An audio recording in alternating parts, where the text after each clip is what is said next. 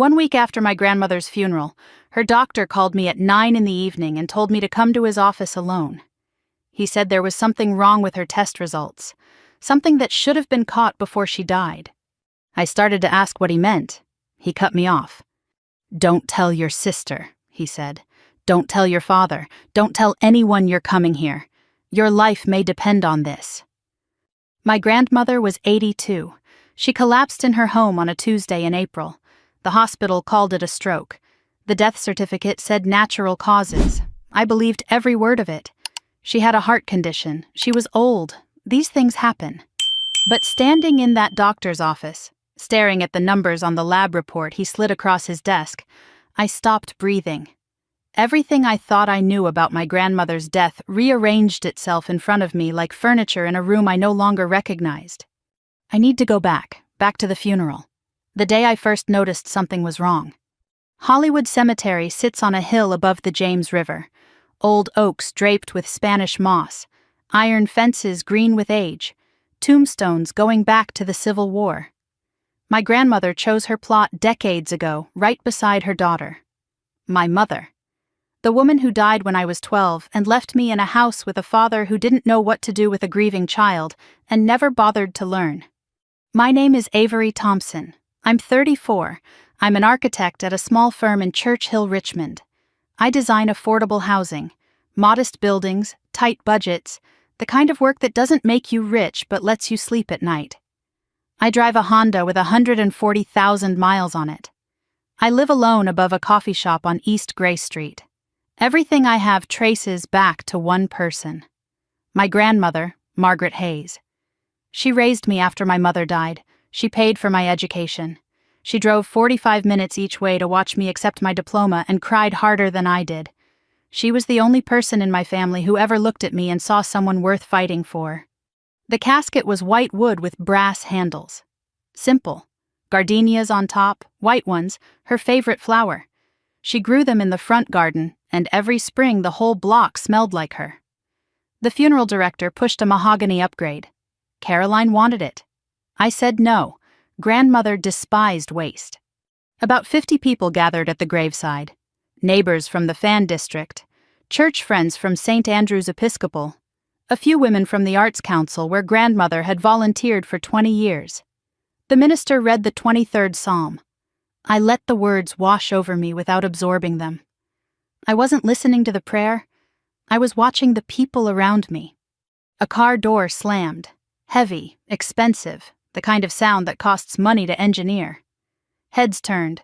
A black Mercedes rolled to a stop on the cemetery road, brand new, showroom shine on a vehicle parked 15 feet from an open grave. Caroline stepped out. My sister. 38 years old. Blonde highlights she refreshed every 6 weeks. Designer sunglasses covering half her face even though we were standing in the shade of a 100-year-old oak. Black dress that looked like she'd had it tailored the day before. Heels that punctured the cemetery grass with each step. Carolyn moved through the world expecting it to rearrange itself around her. And it always did. Daniel Brooks climbed out after her. Her fiancé. 41. He called himself an investment consultant. I'd never pinned down what that actually meant. Charcoal suit, no tie, top button undone, a watch that caught the light every time he moved his wrist, cologne so thick I could taste it from 10 feet away. He had this smile that sat on his face like something borrowed. It never once touched his eyes.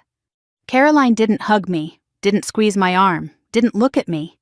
She slipped into the space beside our father, and I watched them close ranks the way they always did, shoulder to shoulder, a unit of 2 with no room for a third. Then I saw it.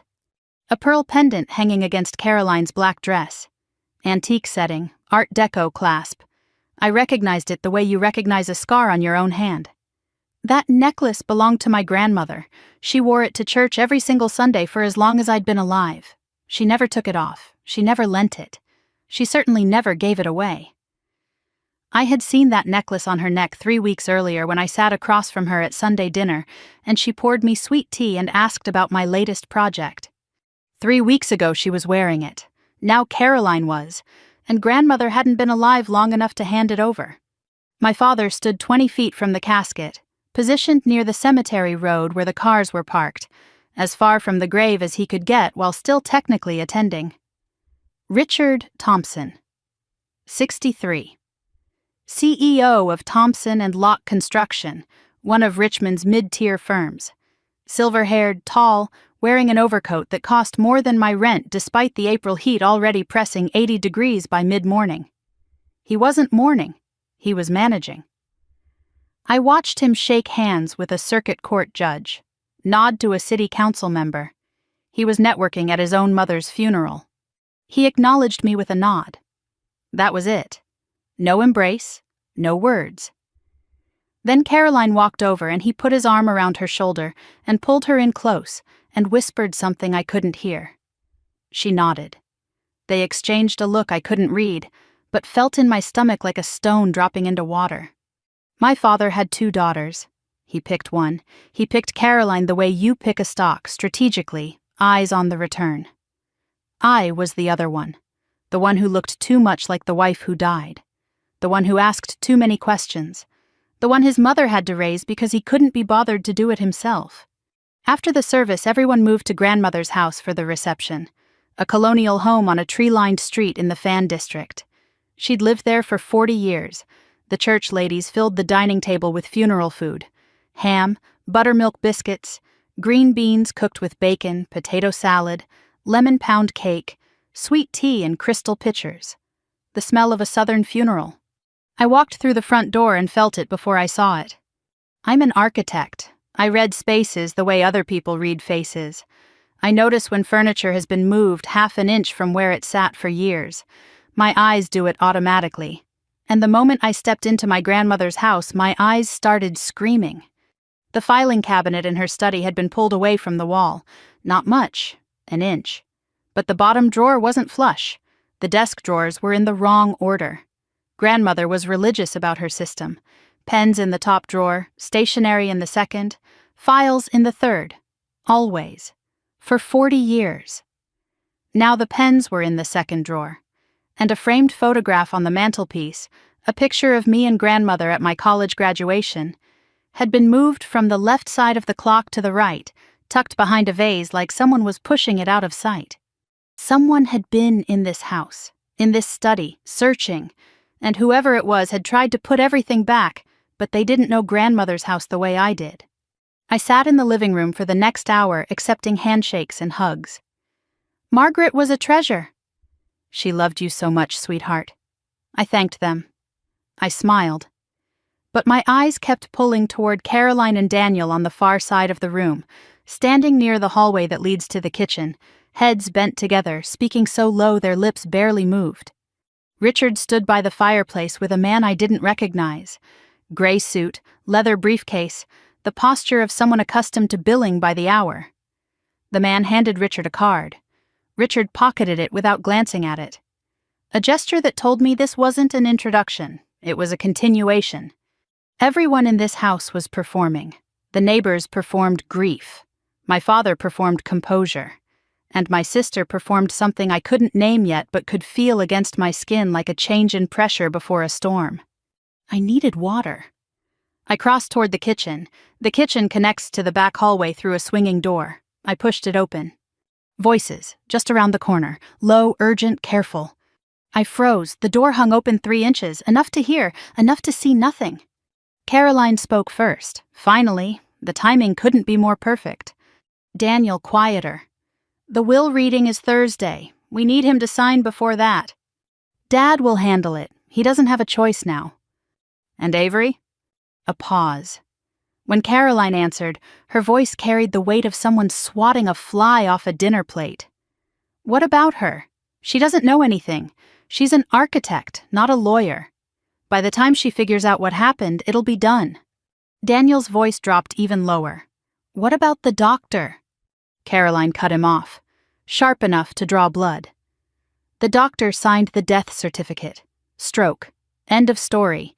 Nobody is asking questions. I gripped the edge of that door so hard my knuckles turned the color of bone. I did not move. I did not breathe. Daniel again, barely audible. And the accounts? The 700... Not here. Caroline's voice went flat.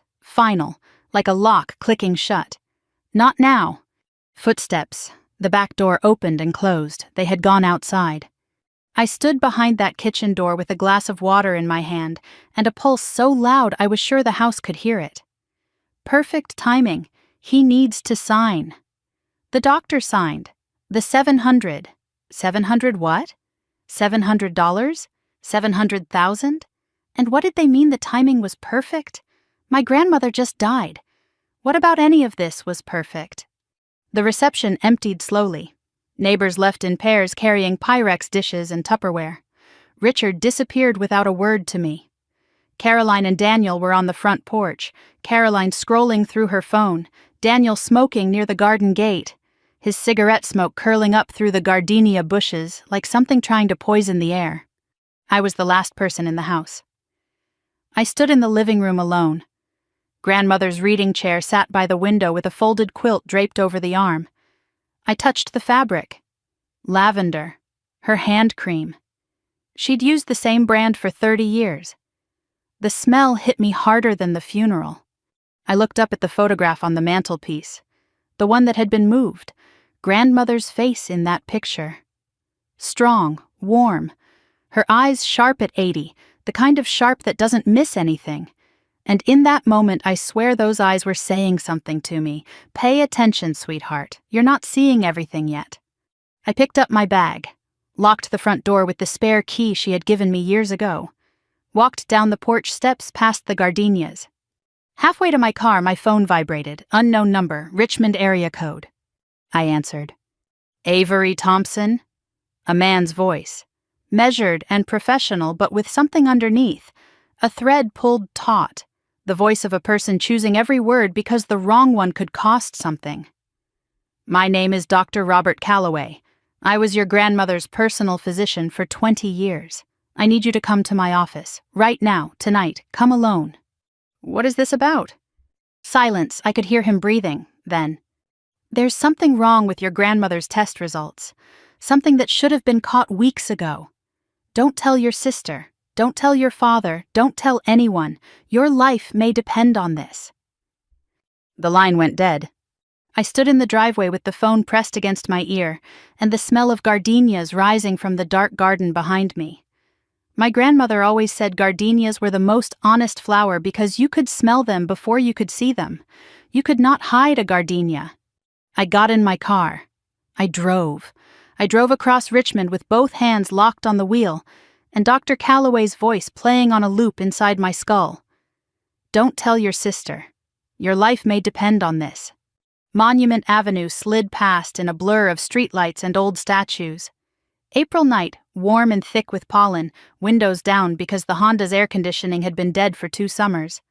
Honeysuckle drifted from somebody's yard. A normal Richmond spring night. Everything about it felt wrong. I'd buried my grandmother that morning. I'd watched my sister wear her necklace. I'd heard words through a kitchen door that didn't make sense yet. And now a doctor I barely knew was telling me my life depended on whatever was waiting inside his office. I drove faster. The building was a small brick box on the east side near the hospital district. The parking lot was empty. One light burned on the 2nd floor. Dr. Calloway was waiting after hours. I pushed through the door marked private and walked into a room that smelled like antiseptic and stale coffee. Dr. Robert Calloway stood behind his desk, mid-60s, silver beard, reading glasses shoved up on his forehead. He'd been grandmother's physician for 20 years. I'd met him a handful of times at family gatherings. Always calm, always measured.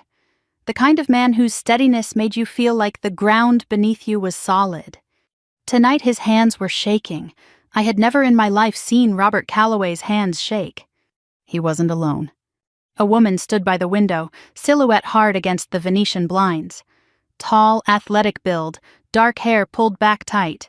Gray blazer, no jewelry, a badge clipped to her belt. Early 40s, the kind of face that takes in everything and gives back nothing.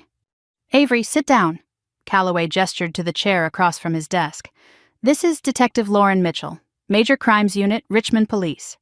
Major crimes, not missing persons, not fraud, not the department that handles paperwork and phone calls. Major crimes. Mitchell stepped forward and offered her hand. Firm grip. But her voice carried something warmer underneath, a thread of empathy that told me this woman had delivered bad news before and hadn't gone numb to it. Miss Thompson, I'm sorry about your grandmother. I'm even more sorry for what we're about to tell you. Major crimes doesn't show up for strokes. Major crimes doesn't meet you in a doctor's office at 9 on a Saturday night, the night of a funeral. Whatever was coming next was worse than anything I'd imagined standing behind that kitchen door. And I'd been imagining plenty. Calloway pushed a folder across the desk. Inside were lab printouts, charts, numbers that meant nothing to me, but one word was circled in red ink so thick the pen had nearly torn the paper. Digoxin, he explained carefully. I could tell he'd rehearsed it.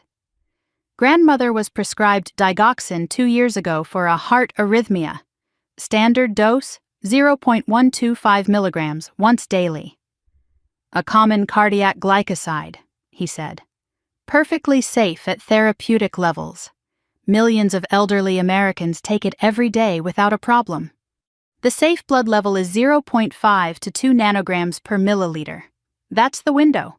Anything inside it and the heart ticks along like a clock. Anything above it and the clock starts breaking. He tapped the number circled in red. Margaret's blood at the time of death, 7.9 nanograms per milliliter, nearly 4 times the upper limit. Mitchell spoke next. Her voice was flat, clinical, the voice of someone presenting facts that didn't need embellishment because the facts were already a horror show. At that concentration, digoxin doesn't regulate the heart. It destroys it, causes fatal cardiac arrhythmias that look exactly like a natural stroke.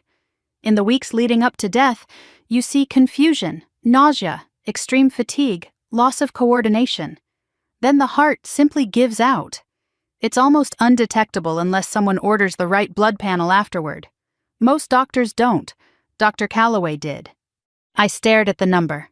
7.9, 4 digits that rearranged the entire architecture of my grief. Someone poisoned her, I said. My voice sounded like it was coming from the other side of a wall. Slowly, Mitchell said. Over months, small amounts added to food or drink, building up gradually. Designed to look like natural decline in an elderly woman with a known heart condition. I thought about grandmother stumbling in the hallway last January, forgetting my name in February, complaining about a metallic taste in her mouth in March. I blamed it on age, on stress, on the medication doing what medication sometimes does to 82-year-old women with bad hearts. I never once, not once, considered that someone was killing her one visit at a time. Mitchell opened a second folder. Pharmacy receipts spread across the desk like a hand of cards dealt face up. CVS on West Broad Street, Walgreens on Patterson Avenue, Rite Aid out in Henrico County. Her finger traced from receipt to receipt. 9 refills of your grandmother's digoxin prescription in 6 months. Standard protocol calls for 1 refill every 3 months. That's 3 refills per year, not 9. 3 different pharmacies, I said, already understanding. Because a single pharmacist would flag that kind of frequency, spread it across 3 stores in 3 different neighborhoods, and nobody connects the dots. Every receipt had the same name in the signature line. I read it and the room tilted sideways. Caroline Thompson, authorized representative. Your sister signed for every single one, Mitchell said. She told each pharmacy she was helping your grandmother manage her medication, a devoted granddaughter picking up prescriptions for an elderly woman with a heart condition. Nobody questioned it. Why would they? 9 prescriptions, 6 months, 3 pharmacies. My sister had turned our grandmother's own heart medication into a weapon, and she'd done it with a signature and a smile at the counter, probably making small talk about the weather while she collected the pills that would kill the woman who raised us both. Calloway reached into his desk drawer and pulled out a leather-bound journal, brown, soft, worn at the corners. I recognized it immediately. Grandmother carried that journal everywhere. She wrote in it every evening after dinner, sitting in her reading chair by the window with the green glass lamp turned low and a cup of chamomile tea on the side table. Chamomile tea. The thought hit me like a brick, and I had to grip the armrests of the chair. Margaret brought this to me 2 weeks before she died, Calloway said. His voice cracked on the last word. He cleared his throat, tried again.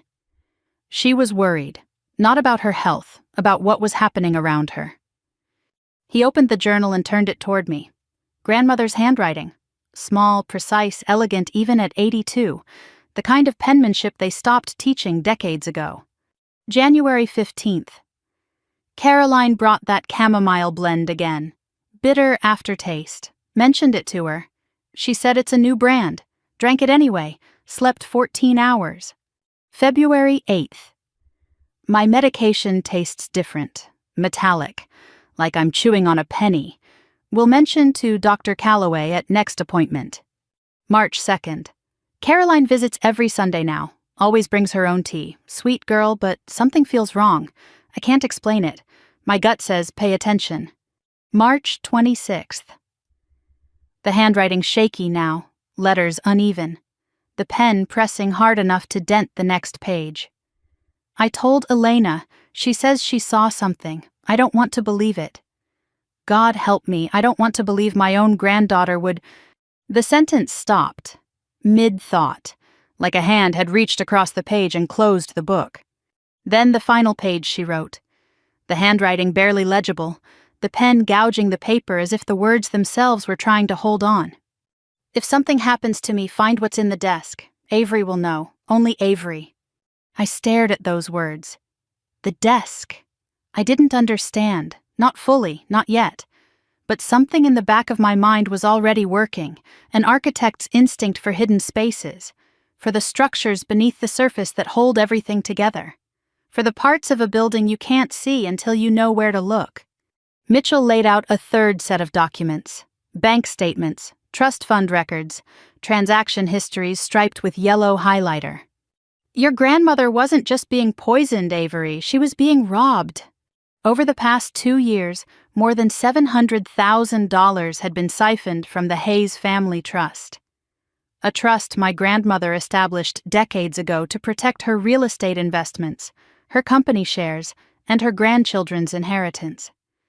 The money was moved through a series of wire transfers into Thompson and Locke Construction, my father's company. Your father's company has been hemorrhaging cash for 3 years, Mitchell said. No public filings, no disclosure to shareholders or partners. The firm was 6 months from insolvency when these transfers started. He stole from his own mother to save his company. He and Caroline, the transfers required dual authorization. Your sister provided the second signature on everyone. The timeline assembled itself in my head like a building going up floor by floor. Grandmother discovered the theft 8 months ago. She confronted Richard privately. He denied everything.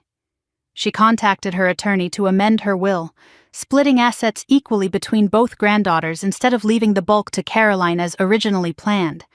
She announced her intention to go public at the next will reading. 3 months after that announcement, she collapsed in her home, dead of a stroke. Except it wasn't a stroke. It was 7.9 nanograms of digoxin in the blood of a woman whose own granddaughter was serving her poisoned tea every Sunday afternoon. $700,000. That's what my grandmother's life was worth to them. Less than the trust she'd built over 50 years. Less than the house she'd lived in for 40. They killed her for a fraction of what she owned, and they did it to keep a failing company alive and their own names on the door. Mitchell paused, glanced at Calloway. They shared a look I'd seen before, the look two people exchange when they're deciding who has to say the worst thing in the room. There's one more thing, Mitchell said carefully, and you need to hear it before you leave this office tonight. She pulled a court filing from her folder. Official letterhead, Richmond Circuit Court. Your father filed a petition 3 days ago requesting a court-ordered psychiatric evaluation of you. The filing claims you've been exhibiting signs of psychological instability since your grandmother's death. Paranoid ideation, delusional thinking, unfounded accusations against family members. She slid the document across the desk. I picked it up, read it, my father's signature at the bottom in his sharp, confident hand. Beside it, the attorney's name, Victor Hale, the Thompson family lawyer, the man I'd seen at the funeral, the one with the briefcase and the business card Richard pocketed without looking. Under Virginia law, Mitchell continued, If the court grants this petition and you're deemed mentally incompetent, you lose your standing as a beneficiary under the amended will. You also lose your ability to serve as a witness in any criminal proceeding. Your inheritance, your testimony, your credibility, all of it disappears. The fluorescent light above the desk buzzed in the silence. Your father isn't just covering up a crime, Avery. He's building a cage around you. And he started building it before your grandmother was even in the ground. He filed it 3 days ago, before the funeral, before I'd said a word to anyone about my suspicions, before I heard Caroline in the hallway, before I noticed the drawers were wrong or the photograph had been moved. My father filed a petition to have me declared insane 3 days before his own mother was buried. Which meant he knew. He knew I would find out. He knew a doctor might call or a test might come back wrong or a detective might start asking questions. And he moved first. He moved before the dirt was on the casket. I sat in that office staring at my father's signature on a document designed to erase me, and I understood something I'd spent 34 years trying not to see. My father didn't just favor Caroline. He wasn't just indifferent to me. He was building a machine made of forged signatures and stolen money, and a granddaughter who brought poisoned tea to Sunday dinner. And I was the only piece that didn't fit. I looked at Mitchell. Her eyes were steady, patient, the eyes of a woman who had been waiting for someone to ask the right question. "What do I do now?" "Now," she said, "we build our own case, and we start with that desk." 2 a.m, my apartment in Church Hill, a 1-bedroom above a coffee shop that wouldn't open for another 5 hours. The street below was dead silent. I sat cross-legged on my bed with grandmother's journal open in my lap and read every page from the beginning. The leather cover was soft and warm. It felt like holding someone's hand. The pages smelled faintly of lavender, her hand cream, the same brand for 30 years. Some pages had dried flowers pressed between them. A gardenia petal from the front garden, a sprig of rosemary from the kitchen windowsill. Grandmother documented her life the way she lived it, carefully, beautifully, with attention to things most people walked right past. I read the entries spanning the last 6 months of her life. Each page was another layer of slow-motion horror. The early entries were upbeat. Garden plans, a novel she was reading, a recipe for lemon pound cake. Grandmother's voice was strong on those pages, sharp, witty, alive. The middle entries shifted. Complaints about fatigue, confusion about dates. A note that she'd called me by my mother's name. "Getting old is humiliating," she wrote, "but this feels different. This feels imposed." The late entries were devastating. Handwriting deteriorating, words misspelled, sentences abandoned. But even as her body failed, her observations grew sharper, more desperate, as if the part of her brain that recognized patterns was screaming louder to compensate for the part being poisoned into silence. Reading that journal was like watching someone drown in slow motion while everyone on the beach pretended the water was calm. I closed the journal, pressed it against my chest. The lavender scent filled my lungs and I was 12 years old again. Grandmother's kitchen. Same house, different decade. Yellow wallpaper she picked because kitchens should feel like sunshine. I was 12. My mother had been dead for 3 weeks. I hadn't eaten properly in days. I was sitting on the kitchen floor because the chairs felt too big, too adult, too permanent for a world that had just proved nothing was permanent. Grandmother found me there. She didn't scold me, didn't tell me to get up. She lowered herself down onto the tile beside me, 80-year-old knees cracking, her floral house dress spreading across the floor, and she wrapped both arms around me and held on like I was the only solid thing in the room. "You will always have me," she said. Her voice wasn't sad, it was fierce. "Your mother is gone, and that will hurt for a long time, maybe forever. But I am here, and I need you to understand something, Avery. Family is not who you're born to. Family is who protects you, remember that. It's the most important thing I'll ever teach you." I held on to those words for 22 years. They became the foundation I built everything on. Not blood, not obligation, protection, care, choice. I opened my eyes. The journal was warm against my chest. The apartment was cold. Grandmother set it on a kitchen floor when I was 12. She wrote it in a journal at 82. And somewhere between those two moments, the people who should have protected her chose money instead. 4:30 in the morning. Still dark. I was not going to sleep. The journal entry burned in my mind like a neon sign in a dark room. Find what's in the desk. Avery will know. Only Avery. I knew which desk. There was only one piece of furniture in that house my grandmother ever spoke about with reverence. The antique oak writing desk in her study, built in the 1890s by a Richmond cabinet maker. Solid quarter-sawn white oak, hand-cut dovetail joints, brass hardware green with age. She used to run her fingers along the joints and say, they built secrets into furniture back then, hidden compartments, false bottoms. A good craftsman knew some things need to be kept where only a careful eye would find them. She always looked at me when she said it, not Caroline, not Richard. Only someone who understands how things are built can find what's hidden inside them. I'm an architect. I understand structure. I understand the logic of hidden spaces, the way a panel can conceal a cavity, the way a drawer's depth won't match the desk's depth if there's something behind it. My grandmother had been speaking to me in a language only I could hear, and she'd been doing it for years. I drove to her house in the dark, parked down the block, not paranoia, instinct. Let myself in with the spare key. The hallway smelled like gardenias and old wood and dust. I used my phone flashlight instead of the lights, the beam swinging across wallpaper and the frozen face of the grandfather clock. The study door was open. I stepped inside. The filing cabinet was still pulled from the wall, same as I'd noticed at the funeral. Drawers not sitting flush. Someone had been in here searching. But the desk sat undisturbed in the center of the room, exactly where it had sat for 30 years. Whoever ransacked this study didn't know about the desk's secret. They didn't know because they weren't architects. They weren't the person grandmother built this puzzle for. I sat in her chair, ran my hands along the desk's surface, closed my eyes, felt the wood the way I feel a building's bones during a renovation. I measured the exterior dimensions against the interior drawer depths, a trick from a historic preservation course. When a desk is honest, the inside matches the outside minus the wood thickness. When they don't match, something is hiding in the difference. The numbers didn't match. The right side of the desk was 3 inches shallower inside than the external frame suggested. 3 inches, enough for a compartment.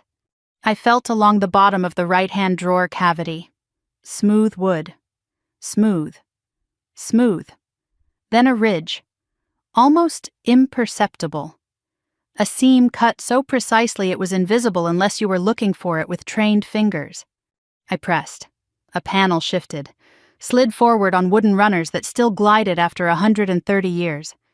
Behind the panel was a cavity roughly the size of a shoebox. Inside it, 4 objects. A USB flash drive, plain black, no label. A manila envelope. Inside was a photocopy of grandmother's amended will, notarized, dated 7 months before her death. Different from any version I had ever seen. This was the real will, not whatever version Richard and Victor Hale had been planning to present at the reading. A sealed letter in grandmother's handwriting. For Avery, when the time comes. And a phone, an old flip phone, the kind you buy prepaid at a gas station for $20. I turned it on. The battery was at 12%, one file in the voice memo app. Recorded 3 weeks before she died. My grandmother built a dead drop. That's exactly what this was. She knew she was running out of time. She knew whoever was stealing from her was also killing her, and she hid the evidence in the one place on earth that only I would think to look. She turned a 130-year-old desk into a message in a bottle, and she addressed it to me. I held the phone, 12% battery, 1 recording. I pressed play. Static. Then breathing. Shallow, labored, the sound of lungs that were losing a fight they didn't choose. Then her voice, weak, trembling, but unmistakably hers. That particular mix of warmth and steel that no recording could fake and no amount of digoxin could fully erase. Avery, if you're hearing this, it means I didn't make it. I'm sorry, sweetheart. I tried to hold on long enough to tell you in person. I wasn't strong enough. A pause. The sound of her swallowing, gathering what she had left. Don't trust your father. He knows what's happening to me and he's chosen to protect himself. Don't trust Caroline. She visits every week and every week I get weaker. I don't have proof yet, not the kind that holds up in a court. But the financial records are on the drive. The will is real. The letter explains everything. Another pause. Longer. I could hear her crying. Quiet, controlled tears from a woman who never cried in front of anyone in her life. Find Elena. She saw things I couldn't see. She'll be frightened. They threatened her, but she's brave, braver than any of them. Her voice dropped to a whisper, fierce and broken at the same time. I love you, Avery. You were always the strong one. You just didn't know it yet. The recording ended, 11 seconds of dead air, then the phone died in my hand. I sat in the dark study holding a dead phone with tears running down my face. The room was completely still. No clock, no traffic. Just the creak of the old house settling around me like a sigh. Elena. Who was Elena? Grandmother never mentioned that name to me, not once. But she set it into a phone 3 weeks before she died like it was a detonator. Find Elena. She saw things I couldn't see. I wiped my eyes, picked up the sealed letter. Her handwriting was stronger here than in the journal. She wrote this earlier, when she was still lucid, still fighting. I didn't read every word. My eyes caught lines through the blur. I changed my will because I finally saw the truth about your father and your sister. The money they took wasn't theirs to take. The original will left everything to Caroline because Richard convinced me she needed it. He was wrong. She didn't need it. She wanted it. There's a difference. I split the inheritance equally. You deserve what I'm leaving you, not because of blood, but because you are the only one in this family who never asked me for a single thing. If they try to take what's yours, fight. Not for the money, for the truth. That's all I ever wanted, for someone to tell the truth about this family. I folded the letter, put it in my jacket pocket against my chest. I would carry it there for months. I gathered everything. USB, will, letter, the dead phone. Put them in my bag. It felt heavier than it should have. Not because of the weight. Because of what it meant. My grandmother spent her final weeks building a case she knew she wouldn't live to present. She built it the way you build a house, foundation first. And she gave me the key because she knew I was the only one who would use it right. 5:15. Dawn lightened the edges of the sky through the study windows. I walked through the house toward the front door, paused in the hallway, looked at the photograph on the mantelpiece, grandmother's face, those sharp, knowing eyes. I found it, I whispered. I found everything. I stepped onto the porch, locked the door, started walking toward my car down the block. The gardenias along the front walk were just beginning to open, their scent rising in the pre-dawn stillness. Then I saw it. A black sedan parked across the street. Lights off, engine off, but someone was inside. The faint orange glow of a cigarette behind tinted glass. That car was not there when I arrived. I kept walking, didn't speed up, didn't look twice, got into the Honda, set the bag on the passenger seat, pulled out slowly. Turned the corner onto Hanover Avenue, checked the rear view. The sedan's headlights flicked on. It swung into the lane behind me. I turned left on Grace Street. The sedan turned left. I turned right on 25th. The sedan turned right. 3 blocks, 2 car lengths back, close enough to follow, far enough to deny it. I gripped the wheel and drove with my grandmother's voice echoing in my ears, and a USB drive in my bag that felt like the most dangerous object in Richmond, Virginia. I drove straight to the Richmond Police Department the next morning. Not the front entrance. Detective Mitchell had given me instructions the night before. Side door on Franklin Street. Don't sign in. Don't talk to anyone at the desk. We don't know who's watching, she said. I handed her everything. The USB drive, the amended will, Margaret's letter, the dead prepaid phone. I kept copies of nothing. I knew originals mattered more than duplicates when a case goes to court, and I trusted Mitchell. I had to. She was the only person in law enforcement who'd looked at the evidence and believed me instead of my father's version of reality. Mitchell examined each item with the focused silence of a woman assembling a puzzle she'd been waiting to complete. The USB contained spreadsheets documenting every fraudulent transfer from the Hayes Family Trust to Thompson and Locke Construction. Dates, amounts, routing numbers. Grandmother had tracked every dollar with the precision of a woman who'd managed her own finances for 60 years and didn't trust anyone else to do it honestly. The amended will was the key. Mitchell pulled up the version Victor Hale's office had on file and set them side by side. They didn't match. Hale's version still named Caroline as primary beneficiary with broad discretionary control. Grandmother's hidden version split everything equally and included a clause I'd missed when I scanned it in the dark. If either granddaughter was found to have engaged in financial misconduct against the trust, her entire share reverted to the other. Your grandmother built a failsafe into her own will, Mitchell said quietly. She knew they'd try to contest it. She planned for that too. The phone went to the tech team for data recovery. The voice memo was critical evidence. Even if the phone was dead, the file could be extracted. Mitchell looked at me across the desk. You did good, Avery. This changes the case, but there's something else you need to see before you leave.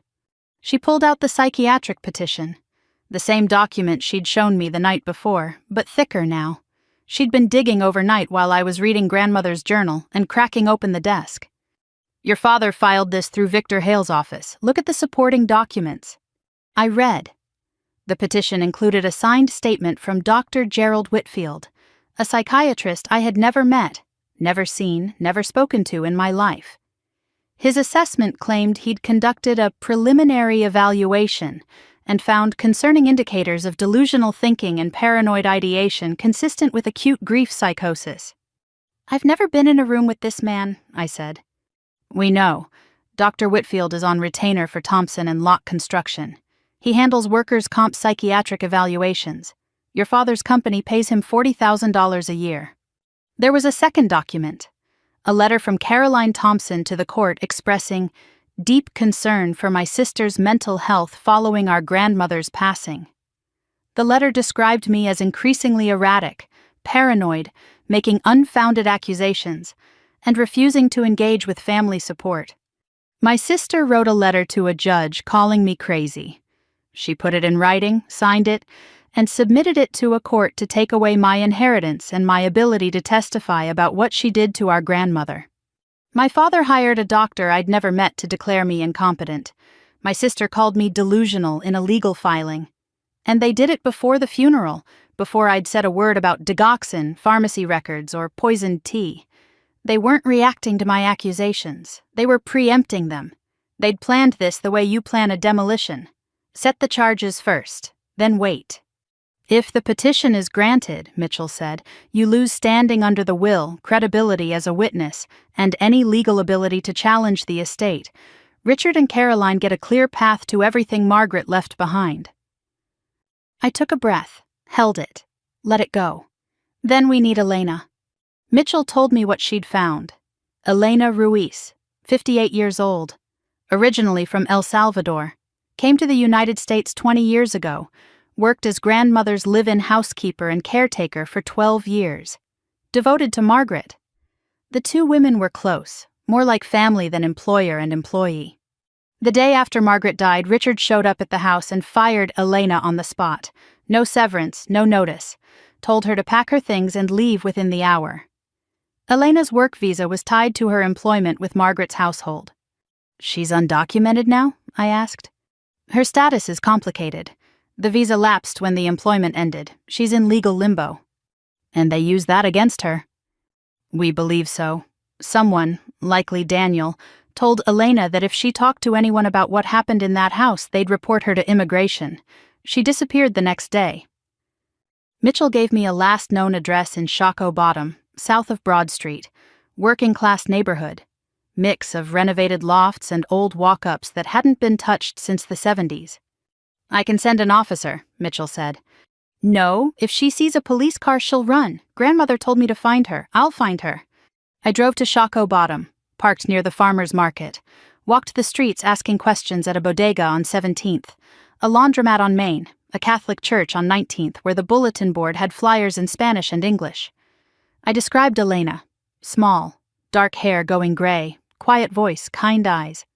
At the church, an older woman in a blue cardigan studied my face for a long time before she spoke. Why do you want to find her? Because my grandmother asked me to. Her name was Margaret Hayes. Elena worked for her for 12 years, and Elena may be the only person who can prove what happened. The woman wrote an address on a scrap of paper. 3rd floor, apartment C. She's scared, the woman said. Be gentle. The building was brick, 5 stories, no elevator, the stairwell lit by a single fluorescent tube that buzzed and flickered like it was deciding whether to give up. 3rd floor, apartment C. A thin door with a deadbolt and a chain lock visible through the gap at the frame. I knocked. Light. 3 taps. The way you knock when you don't want to startle someone who's been living in fear for weeks. Silence. Then footsteps. Slow. Cautious. A shadow crossed the peephole. Elena, my name is Avery Thompson. I'm Margaret Hayes' granddaughter. She asked me to find you. Nothing. 10 seconds, 20. Then a sound through the door. A sob, quickly swallowed. The click of a deadbolt. The slide of a chain. The door opened 3 inches. Elena Ruiz stood in the gap. Small, barely 5 feet tall. Dark hair threaded with silver. Deep lines around her mouth and eyes. She looked 10 years older than 58. Her eyes were red, not from crying just now, but from weeks of it. The kind of permanent redness that comes from grief with no outlet and no end. She looked at me for a long time, then she spoke. I know they killed her. I saw it. I saw Caroline put something in the tea, a powder, white, small. She thought I was in the laundry room, but I was in the pantry. The door was open. I saw everything. She opened the door wider. The apartment was bare, a single mattress on the floor, a hot plate on the counter, a crucifix on the wall. The apartment of someone in hiding. They told me if I talk, they call immigration. They said I'd be deported, that I'd never come back to this country. She looked at me and I saw it underneath the fear. 12 years of love for Margaret Hayes, compressed into a fury that terror alone couldn't snuff out. Come in, she said. I'll tell you everything. We sat across from each other at a small table, no tea. The irony wasn't lost on either of us. Elena spoke carefully, placing each sentence like a stone in a wall she was building against the people who took Margaret from both of us. The tea. Caroline visited every Sunday for the last 6 months of Margaret's life. Always brought her own blend. Loose leaf in a sealed tin. Special chamomile from a shop in Carytown, she told Margaret. Caroline always prepared it herself. Wouldn't let Elena touch the pot. One Sunday in February, Elena was in the pantry. The door was cracked open. She watched Caroline open a small plastic bag, tap a white powder into the teapot, stir it with a silver spoon, hide the bag in her purse, and carry the tray to Margaret's reading chair. That evening, Margaret vomited. Couldn't stand. Elena helped her to bed. Margaret whispered, "The tea tasted like metal again." Elena told Margaret what she saw. Margaret closed her eyes and said nothing for a very long time. Then, quietly, like a woman confirming something she already knew, "I was afraid of that." Daniel's searches. He came to the house at least 4 times in the last 3 months. Always when Margaret was napping or at a doctor's appointment. He went straight to the study every time, opened drawers, pulled out files, checked the bookshelves. He was looking for something specific. Papers, financial documents. He never found them because they were hidden in a desk he didn't know had a secret. Then Elena told me the thing that changed everything. Richard's phone call, 2 weeks before Margaret died. Elena was cleaning the living room late at night. Richard was in the kitchen on his phone. He didn't know she was there. She heard him say, word for word, "Mother won't have time to change anything. It's already been arranged. By the time the will reading happens, it won't matter." Elena's voice dropped. He knew. Mr. Thompson knew his mother was dying. He wasn't guessing. He wasn't hoping. He knew because it was already arranged. I sat in that small apartment with my hands flat on the table and my heart slamming against my ribs, and I understood the full architecture of it for the first time. Caroline brought the poison. Daniel searched for the documents. Richard designed the financial escape route. Victor Hale built the legal walls. 4 people, 4 roles, 1 dead grandmother, and the only witnesses were an architect who nobody in her family respected and a housekeeper they'd threatened with deportation. I promised Elena I would protect her. I told her about Detective Mitchell. I told her the case was building. I told her grandmother trusted her enough to record her name in a voice memo as the one person who could save everything. Elena nodded. Mrs. Hayes was the kindest woman I ever knew. She didn't deserve what they did. I'll tell the police everything. I'm not afraid of them anymore.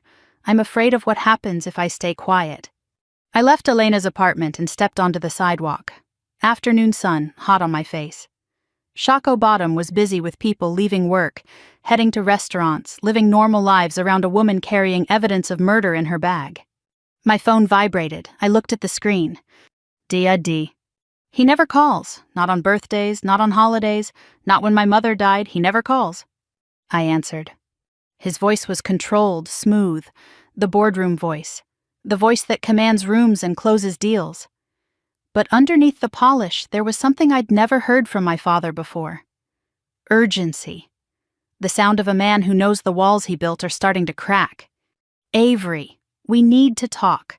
About your grandmother, about the will, about your future. A pause, then colder, the temperature dropping 10 degrees in a single breath. Don't let your emotions destroy everything. You don't want to lose more than you already have. The line went dead. I stood on the sidewalk with the phone pressed to my ear, and my father's voice still echoing in my skull like a threat gift wrapped in concern. You don't want to lose more than you already have. I'd already lost my mother. I'd lost my grandmother. I'd lost any illusion that my father ever loved me as anything other than an inconvenience. What else was there to lose? 2 days later, I walked into my father's office because he told me to, and because I wanted to see his face when he lied to it. Mitchell had spent those days building the case, cross-referencing Elena's testimony with the pharmacy records, running the USB financials through a forensic accountant. Everything aligned. But Mitchell cautioned patience. We need them to incriminate themselves on record, she said. We need them to move. Richard's text came that morning. My office, 10 a.m., come alone. This is a family matter. I went. Not because he summoned me, because I wanted to read the building. Thompson and Locke Construction occupied the 6th floor of a glass tower on East Main Street. I hadn't been there in over a year. The lobby was the first tell. The reception desk was unmanned. The directory board still listed Thompson and Locke on the 6th floor, but 2 companies that used to share the building were gone. Their names had been scraped off the brass, leaving ghostly outlines like tombstones that someone tried to erase. The elevator opened on 6. Half the lights were off. I counted the workstations through the glass partition. 20 desks, 4 occupied. The rest were cleared, chairs pushed in, monitors dark. The ambient sound of a functioning office, phones and printers and conversations, was absent. The silence had the quality of a hospital ward, where most of the patients have been discharged, and nobody wants to admit why. I'd designed enough commercial spaces to know what a dying company looks like from the inside. The empty desks weren't temporary. The silence wasn't a slow Tuesday. Thompson and Locke was bleeding out, and my father was using my grandmother's stolen money as a tourniquet. Richard's corner office.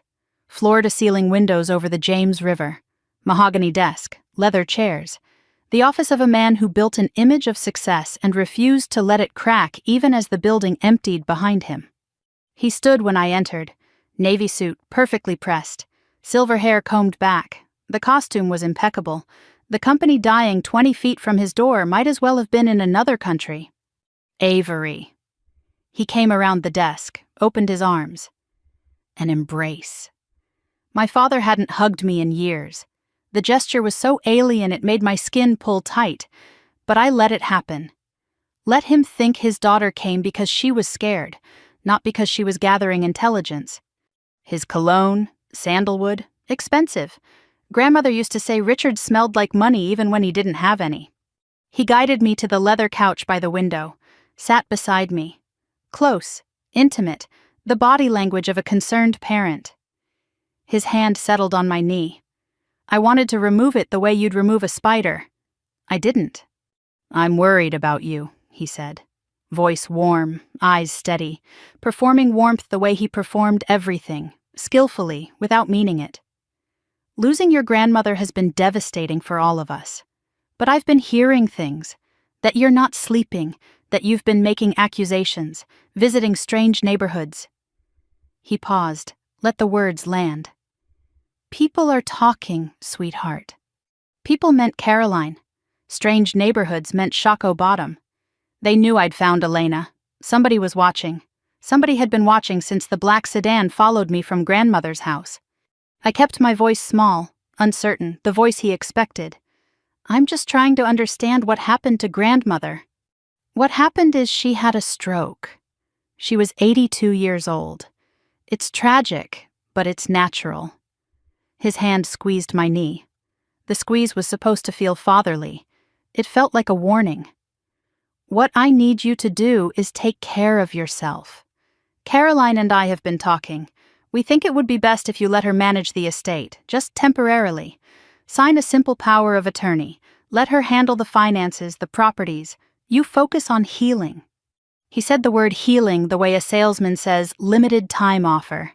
Something designed to create urgency where none exists. Something to rush me past the fine print.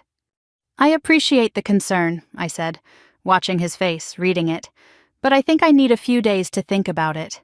His face shifted. The smile didn't vanish. It hardened. The warmth in his eyes drained like water from a bathtub. What was left underneath was something I'd seen my entire life, but never had a name for until this moment. Contempt.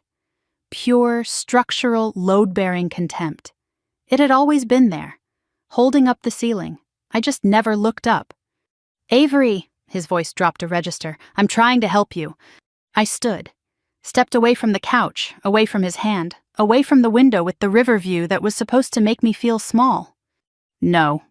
"No what?" "No, I won't sign. No, I don't need a few days, no." He stood slowly, his full height, 6'2". He moved behind his desk and put the mahogany between us like a barricade, his hands flattened on the surface. The hands that built Thompson and Locke from a 3-man crew into a mid-tier Richmond firm. The hands that signed a petition to have me declared insane. "You think you know something." His voice was ice. "You think your grandmother chose you.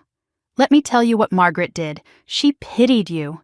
You were the sad little girl whose mother died, and Margaret couldn't stand to watch you suffer, so she overcompensated.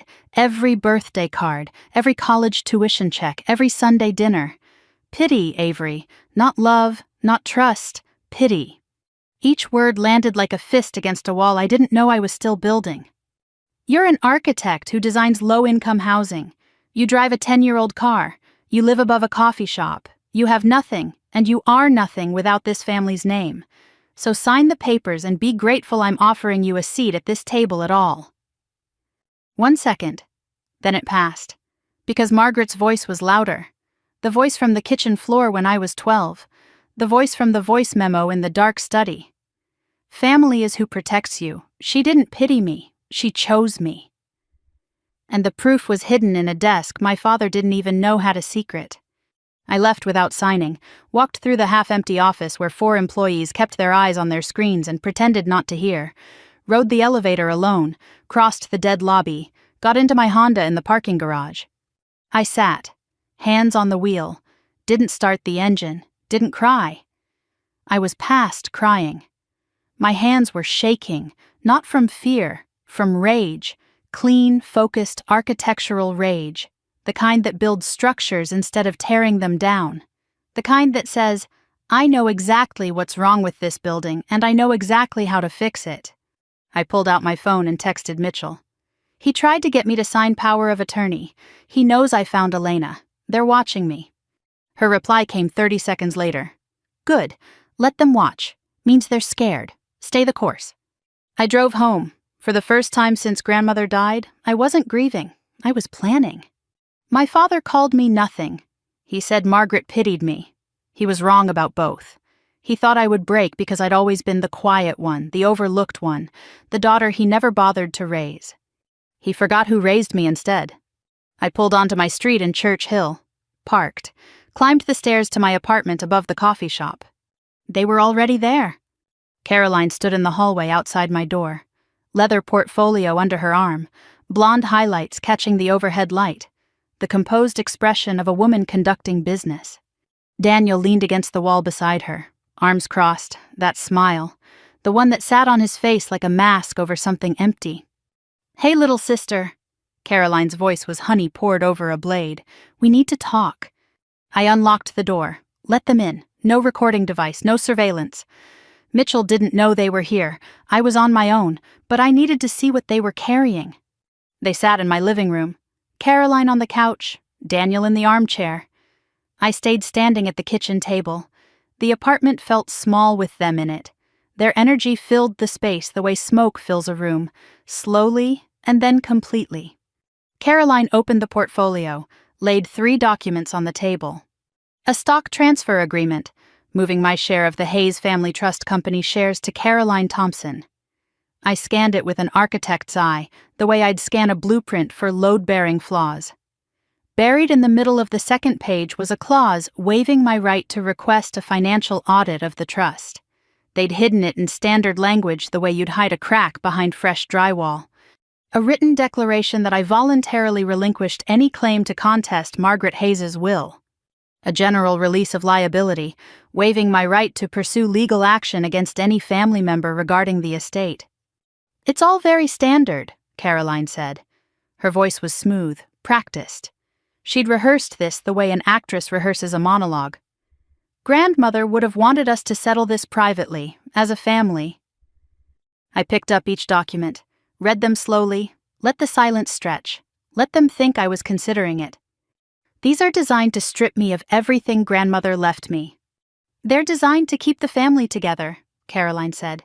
"You don't need the money, Avery. You have your career. I have responsibilities, the company, Dad's reputation, the trust.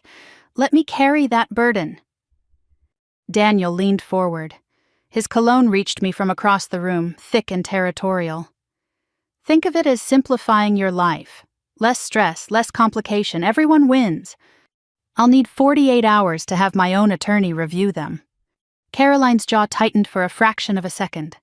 A fracture in the performance. Then the mask slid back into place. 48 hours. The will reading is Thursday. She stood, smoothed her skirt, picked up the portfolio, walked to the door, professional to the last step. Daniel followed, then stopped, turned back. Caroline was already in the hallway, out of earshot. He stepped close to me, too close. His cologne was suffocating at this distance. "I want to give you some advice," he said. His voice was low, almost conversational, but his eyes were flat, dead. The eyes of a man who had learned to mimic emotion without ever feeling it.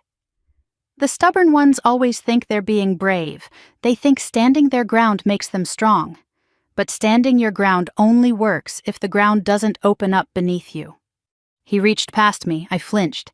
He picked up a pen from my kitchen counter, tapped it twice against the stack of documents.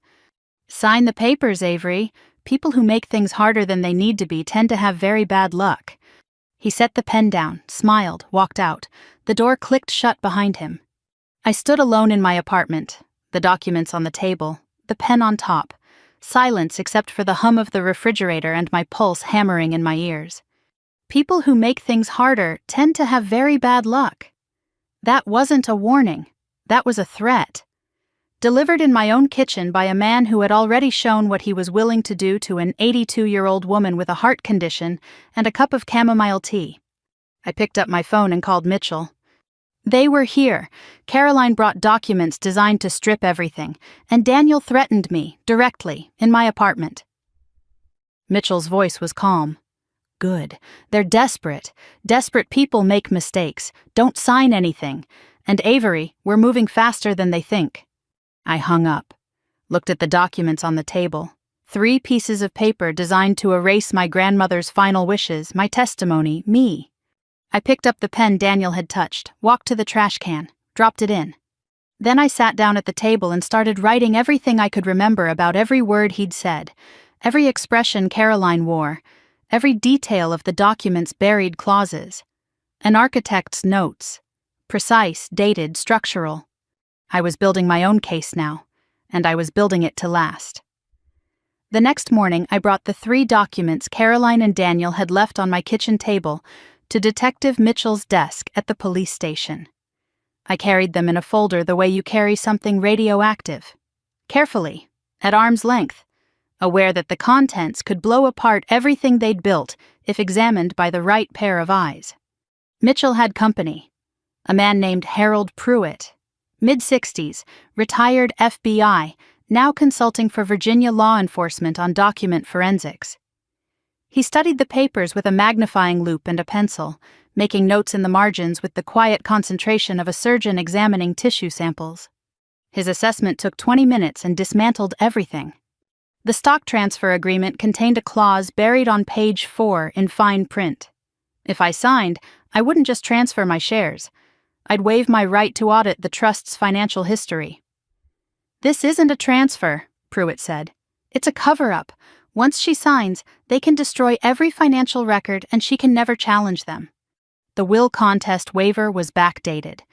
The notary stamp showed a date 3 days before grandmother died. "Someone prepared this document before your grandmother's death," Pruitt said, turning the page toward Mitchell. "That means they knew or arranged that she would die." The general release was drafted by Victor Hale's office.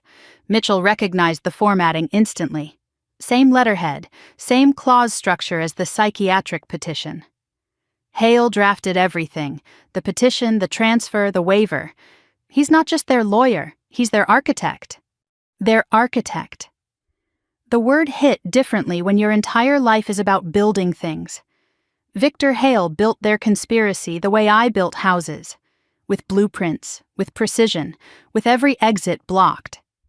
Except he made one mistake. He assumed nobody would read the fine print. I'm an architect. Fine print is my job. Mitchell opened a separate file. Victor Hale, 61, estate attorney, 30 years in practice. He'd been the Thompson family's legal representative for 15 years, handling grandmother's original will, Richard's business contracts, Caroline's prenuptial agreement. "6 months before your grandmother died, she called our office," Mitchell said. "She wanted to file a complaint against Hale. Said he'd been sharing confidential information about her estate with Richard. She wanted him disbarred." "What happened?" Richard intercepted. Convinced Margaret that firing Hale would cause unnecessary family conflict, Margaret backed down. Mitchell paused. She always backed down when Richard pushed. But she didn't trust Hale anymore. That's why she hid the real will in the desk instead of filing it through his office. Grandmother had been fighting them for months before the poison even started. She'd been outmaneuvered at every turn, not because she was weak, because she loved her family too much to believe they were capable of what they were actually doing. Love was her blind spot. They used it to kill her. Hale has been cooperating with Richard on the petition, the fraudulent documents, and the trust account access, Mitchell said. "When we move on Caroline and Daniel, we're taking Hale too." "How?" I asked. "How do we move?"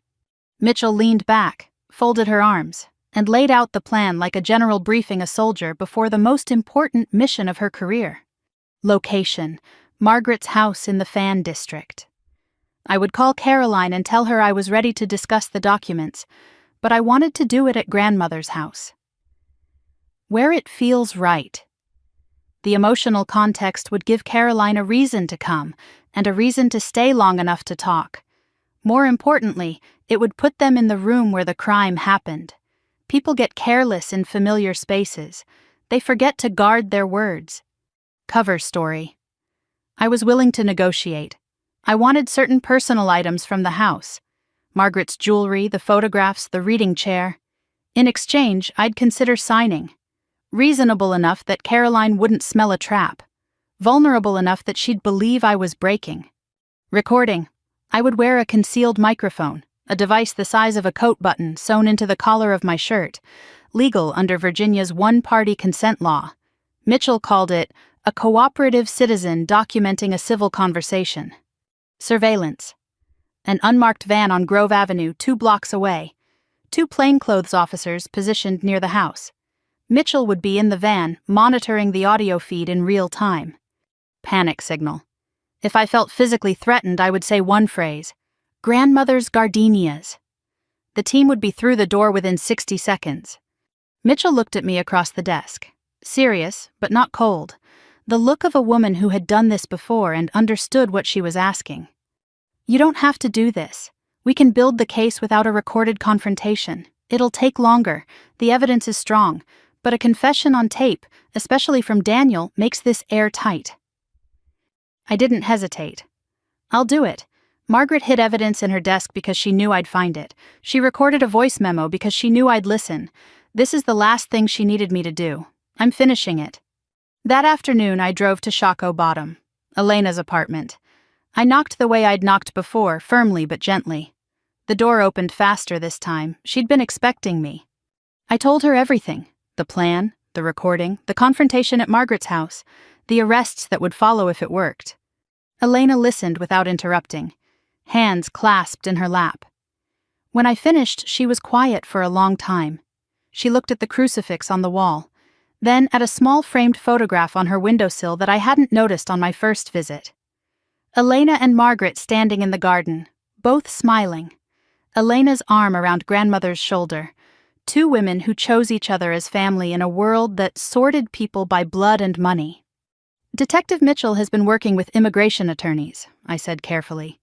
She's trying to secure your status, legal protection. You won't be deported. Elena picked up the photograph, held it against her chest the way I'd held grandmother's journal. Mrs. Hayes saved my life when she hired me, gave me a home, treated me like a daughter. Her voice cracked but didn't break. She looked at me with eyes that held 12 years of love and 3 weeks of terror, and the kind of courage that frightened people mistake for foolishness. I will stand in any courtroom. I will say everything I saw, for her. They'll try to discredit you, I said. They'll bring up your immigration status. They'll call you disgruntled. They'll say you have a motive to lie. Let them say what they want. I know what I saw. I saw that woman put powder in her grandmother's tea and smile while she poured it. I watched Mrs. Hayes get weaker every week and I was too afraid to stop it. That fear cost your grandmother her life. I won't be afraid again.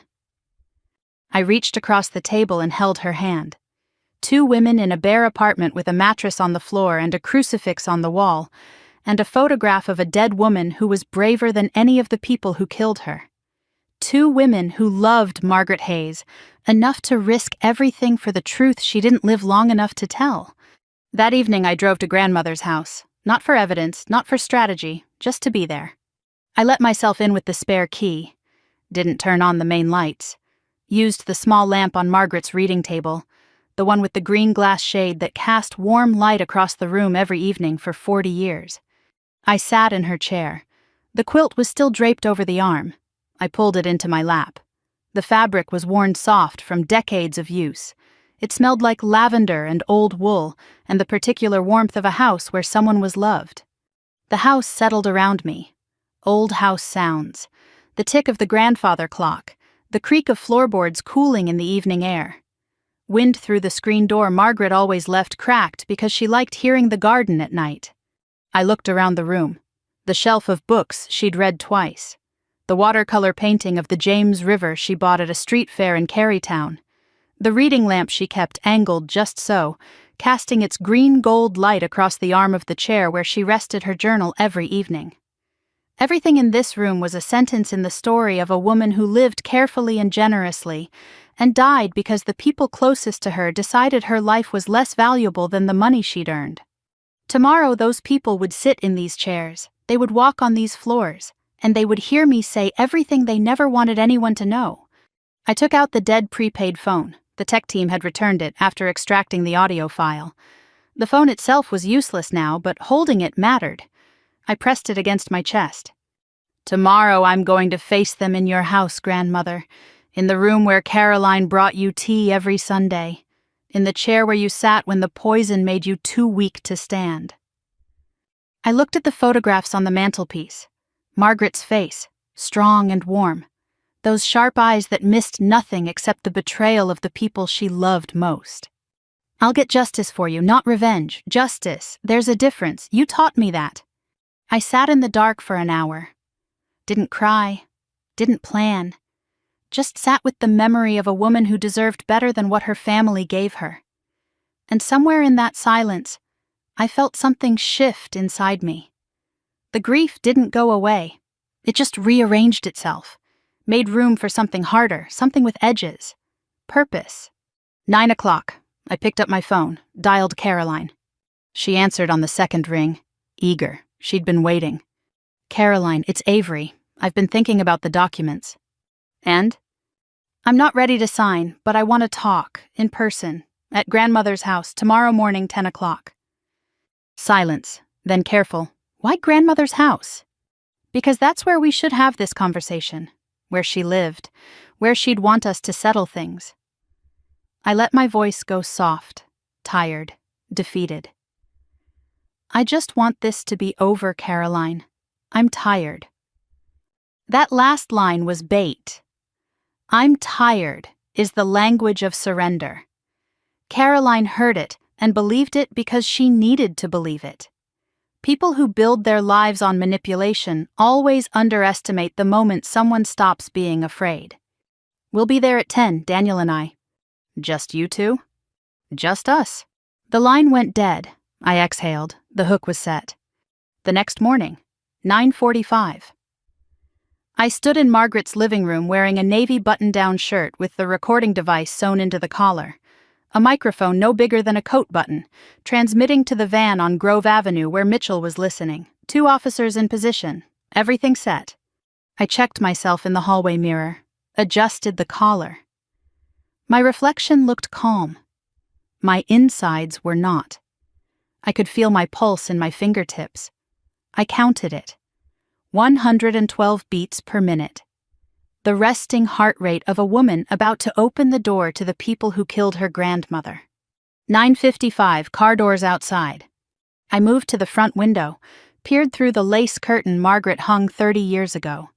Caroline stepped out of the black Mercedes, Daniel from the passenger side, dressed for business, Caroline in a blazer, Daniel in a dark suit. Then the rear door opened. Richard Thompson stepped out, silver hair, navy overcoat, the boardroom costume, and behind him, carrying a leather briefcase, Victor Hale. 4 of them, not 2. My phone buzzed. Mitchell's text, "We see them, 4 targets. Plan holds, stay calm, we've got you." I read the message, deleted it, put the phone in my pocket. The doorbell rang. Margaret's doorbell.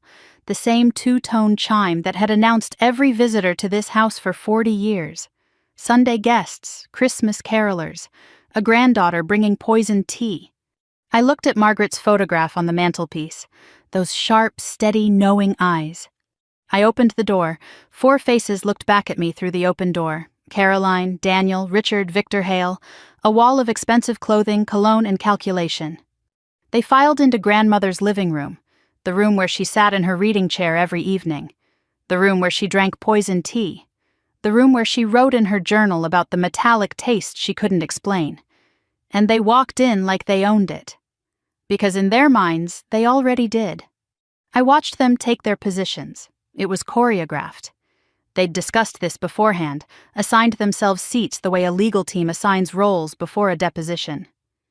Richard took Margaret's reading chair, claiming the matriarch's seat. Caroline sat on the couch, portfolio on the coffee table. Daniel posted himself by the front window between me and the door. Victor Hale settled into the armchair nearest the hallway, briefcase on his lap. I was surrounded, every exit covered. On Grove Avenue, Mitchell was listening. 2 officers outside. But in this room, in this moment, I was alone with the 4 people who killed my grandmother. I sat in the straight-backed dining chair I'd placed for myself, deliberately uncomfortable, deliberately lower than everyone else. Let them think I was diminished. Let them believe they were winning. Victor Hale spoke first. Professional, smooth. The voice of a man billing $400 an hour. "Miss Thompson, thank you for agreeing to this meeting. We're here in the spirit of family reconciliation. Your grandmother would have wanted—" "Don't." My voice was quiet, but it stopped him. "Don't tell me what my grandmother would have wanted. You were her attorney. You were supposed to protect her interests. She tried to fire you 6 months before she died, and my father stopped her." Hale's jaw tightened. Richard's eyes narrowed. Caroline's hand froze on the portfolio clasp. The room shifted. I felt it the way you feel a building shift when you remove a load-bearing wall. One sentence, and the whole structure of their little performance started to crack. They came expecting a surrender. They got a fight.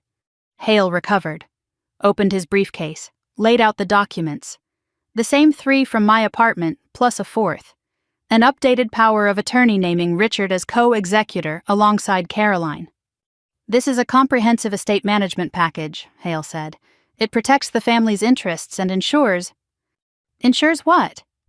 I picked up the power of attorney, read it slowly, let the silence stretch.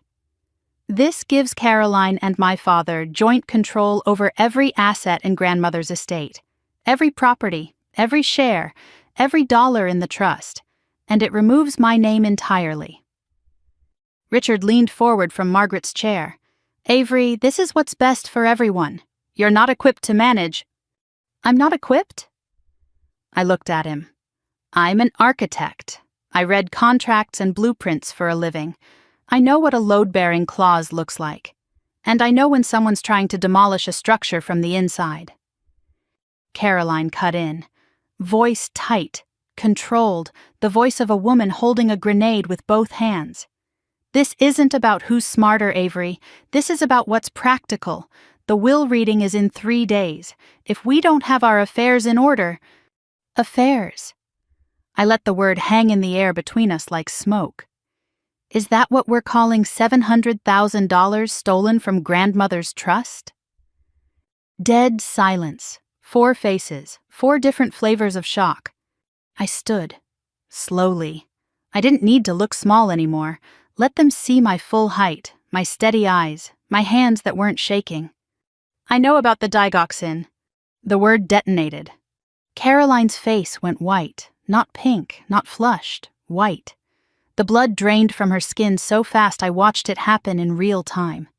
Her hand seized the arm of the couch. Daniel's jaw clenched. His body went rigid. The stillness of a man calculating whether to fight or run. Richard didn't move. A lifetime of boardroom poker faces held his expression in place, but his right hand, resting on the arm of Margaret's reading chair, tightened until the knuckles bleached. Victor Hale stood up. His briefcase hit the floor. "I know Caroline refilled grandmother's digoxin prescription 9 times in 6 months. 3 pharmacies. CVS on West Broad, Walgreens on Patterson, Rite Aid in Henrico." Each name delivered without emotion. Facts, not accusations. "I know her blood showed 7.9 nanograms per milliliter at the time of death, 4 times the safe range. I know she wrote in her journal that the tea tasted like metal." I looked at Caroline, eye to eye, sister to sister. "What was in the tea, Caroline?" "I don't know what was in the tea?" She didn't answer. She couldn't. Her mouth opened and closed, and nothing came out. For the first time in my life, I watched my sister run out of words. I turned to Richard. He was still in Margaret's chair. The symbolism wasn't lost on either of us. "And you." My voice dropped. Not anger, something colder. "Elena Ruiz heard you on the phone 2 weeks before grandmother died, word for word. Mother won't have time to change anything. It's already been arranged. By the time the will reading happens, it won't matter." Richard's composure fractured. The first real crack I'd ever seen in his armor. His mouth opened, closed. His hand left the armrest. "Who told you?" "The woman you fired the day after the funeral. The woman you threatened with deportation to keep silent. She heard everything. She saw everything. And she's ready to say it under oath." He stood.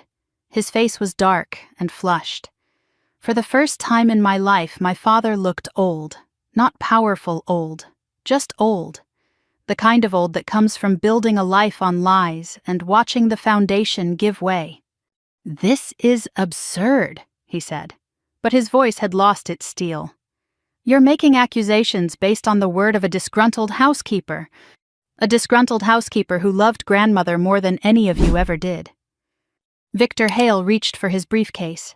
"I'm leaving. This meeting is over. I will not be part of..." "You're not going anywhere, Mr. Hale." My voice cut through the room like a blade through drywall. You drafted the backdated documents. You filed a fraudulent psychiatric petition against me using a doctor on my father's payroll. You conspired to strip me of my inheritance. You are part of this." Hale froze. His face went the color of wet concrete. The room was coming apart. Caroline was crying. Not the performance crying she used at the funeral, real tears.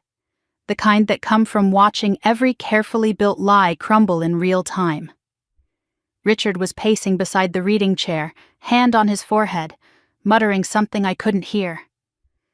Hale stood motionless against the wall, calculating his options the way a lawyer calculates, running numbers, weighing exits. And Daniel had been silent for too long. He stepped away from the window. His body language had changed. The smooth investor, the charming fiancé, the man with the borrowed smile and the cologne that filled rooms before he did. Gone. What was left was raw, stripped down, something feral and cornered. He moved fast, faster than I expected. 3 strides across the living room and his hand was around my throat. My back hit the wall. A framed photograph crashed to the floor beside me. I heard the glass shatter. Margaret's face on the hardwood, covered in broken glass. "You should have stayed quiet." His voice was barely human. A snarl pressed against my face, his breath hot, his fingers tightening. "You should have signed the papers and kept your mouth shut, just like the old woman. Everything was almost perfect, and you had to dig."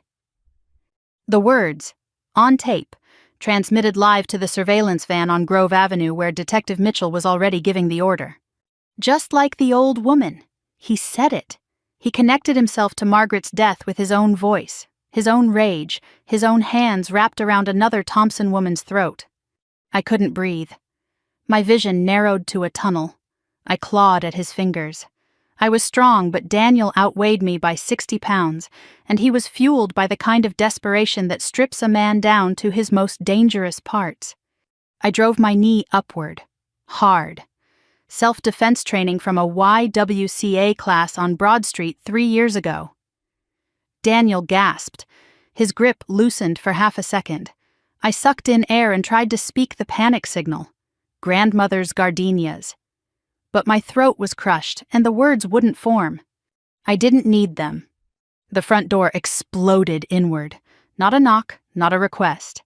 A battering ram followed by bodies in tactical gear, black uniforms, weapons drawn, voices overlapping in controlled shouts that filled the room like a thunderclap. "Police, nobody move!" Hands seized Daniel, ripped him backward off me. He hit the floor face down on Margaret's hardwood, the same floor she walked on every morning for 40 years. A knee drove into his back. Handcuffs clicked shut. "Daniel Brooks, you are under arrest for assault, attempted murder, and conspiracy to commit murder." Caroline screamed. Not words, just sound. She pressed herself against the couch as an officer approached. "Caroline Thompson, you are under arrest for the murder of Margaret Hayes. You have the right to remain silent." It wasn't, Daniel made me." "Anything you say can and will be used against you." Richard stood in the center of the room. He hadn't moved. His face was ashen, emptied. The CEO posture was gone.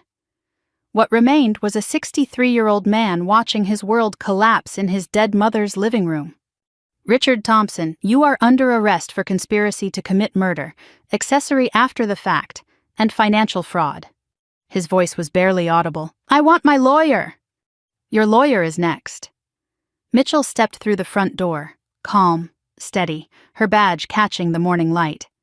She looked at Victor Hale, who stood frozen against the hallway wall, hands raised, briefcase on the floor. "Victor Hale, you're under arrest for conspiracy, fraud, and obstruction of justice." Hale's voice cracked. "I'll cooperate. I'll tell you everything."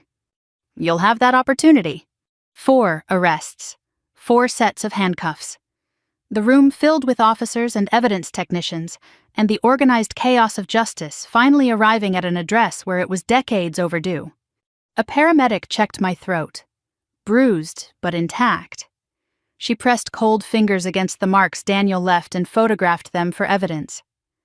I sat on Margaret's couch, The same couch where grandmother dozed watching the evening news, where she folded laundry, where she held me after my mother died 22 years ago. They led Daniel out first, shouting, threats, promises of lawyers who would bury everyone. His watch caught the sunlight as they guided him into the squad car. Richard went next, silent, head down. He didn't look at me, didn't look at anyone, the man who built a company, a reputation, a family image, walking out of his mother's house in handcuffs without a single word. Victor Hale followed, cooperative, quiet, already calculating the plea deal that would save what was left of his career. Last, Caroline. 2 officers flanked her. She walked slowly through the living room, past Margaret's reading chair, past the photographs on the mantelpiece, past the ghost of every Sunday tea that was also a murder. At the door she stopped, turned, looked at me. No anger, no tears, something worse, recognition, like she was seeing her sister clearly for the first time in 34 years.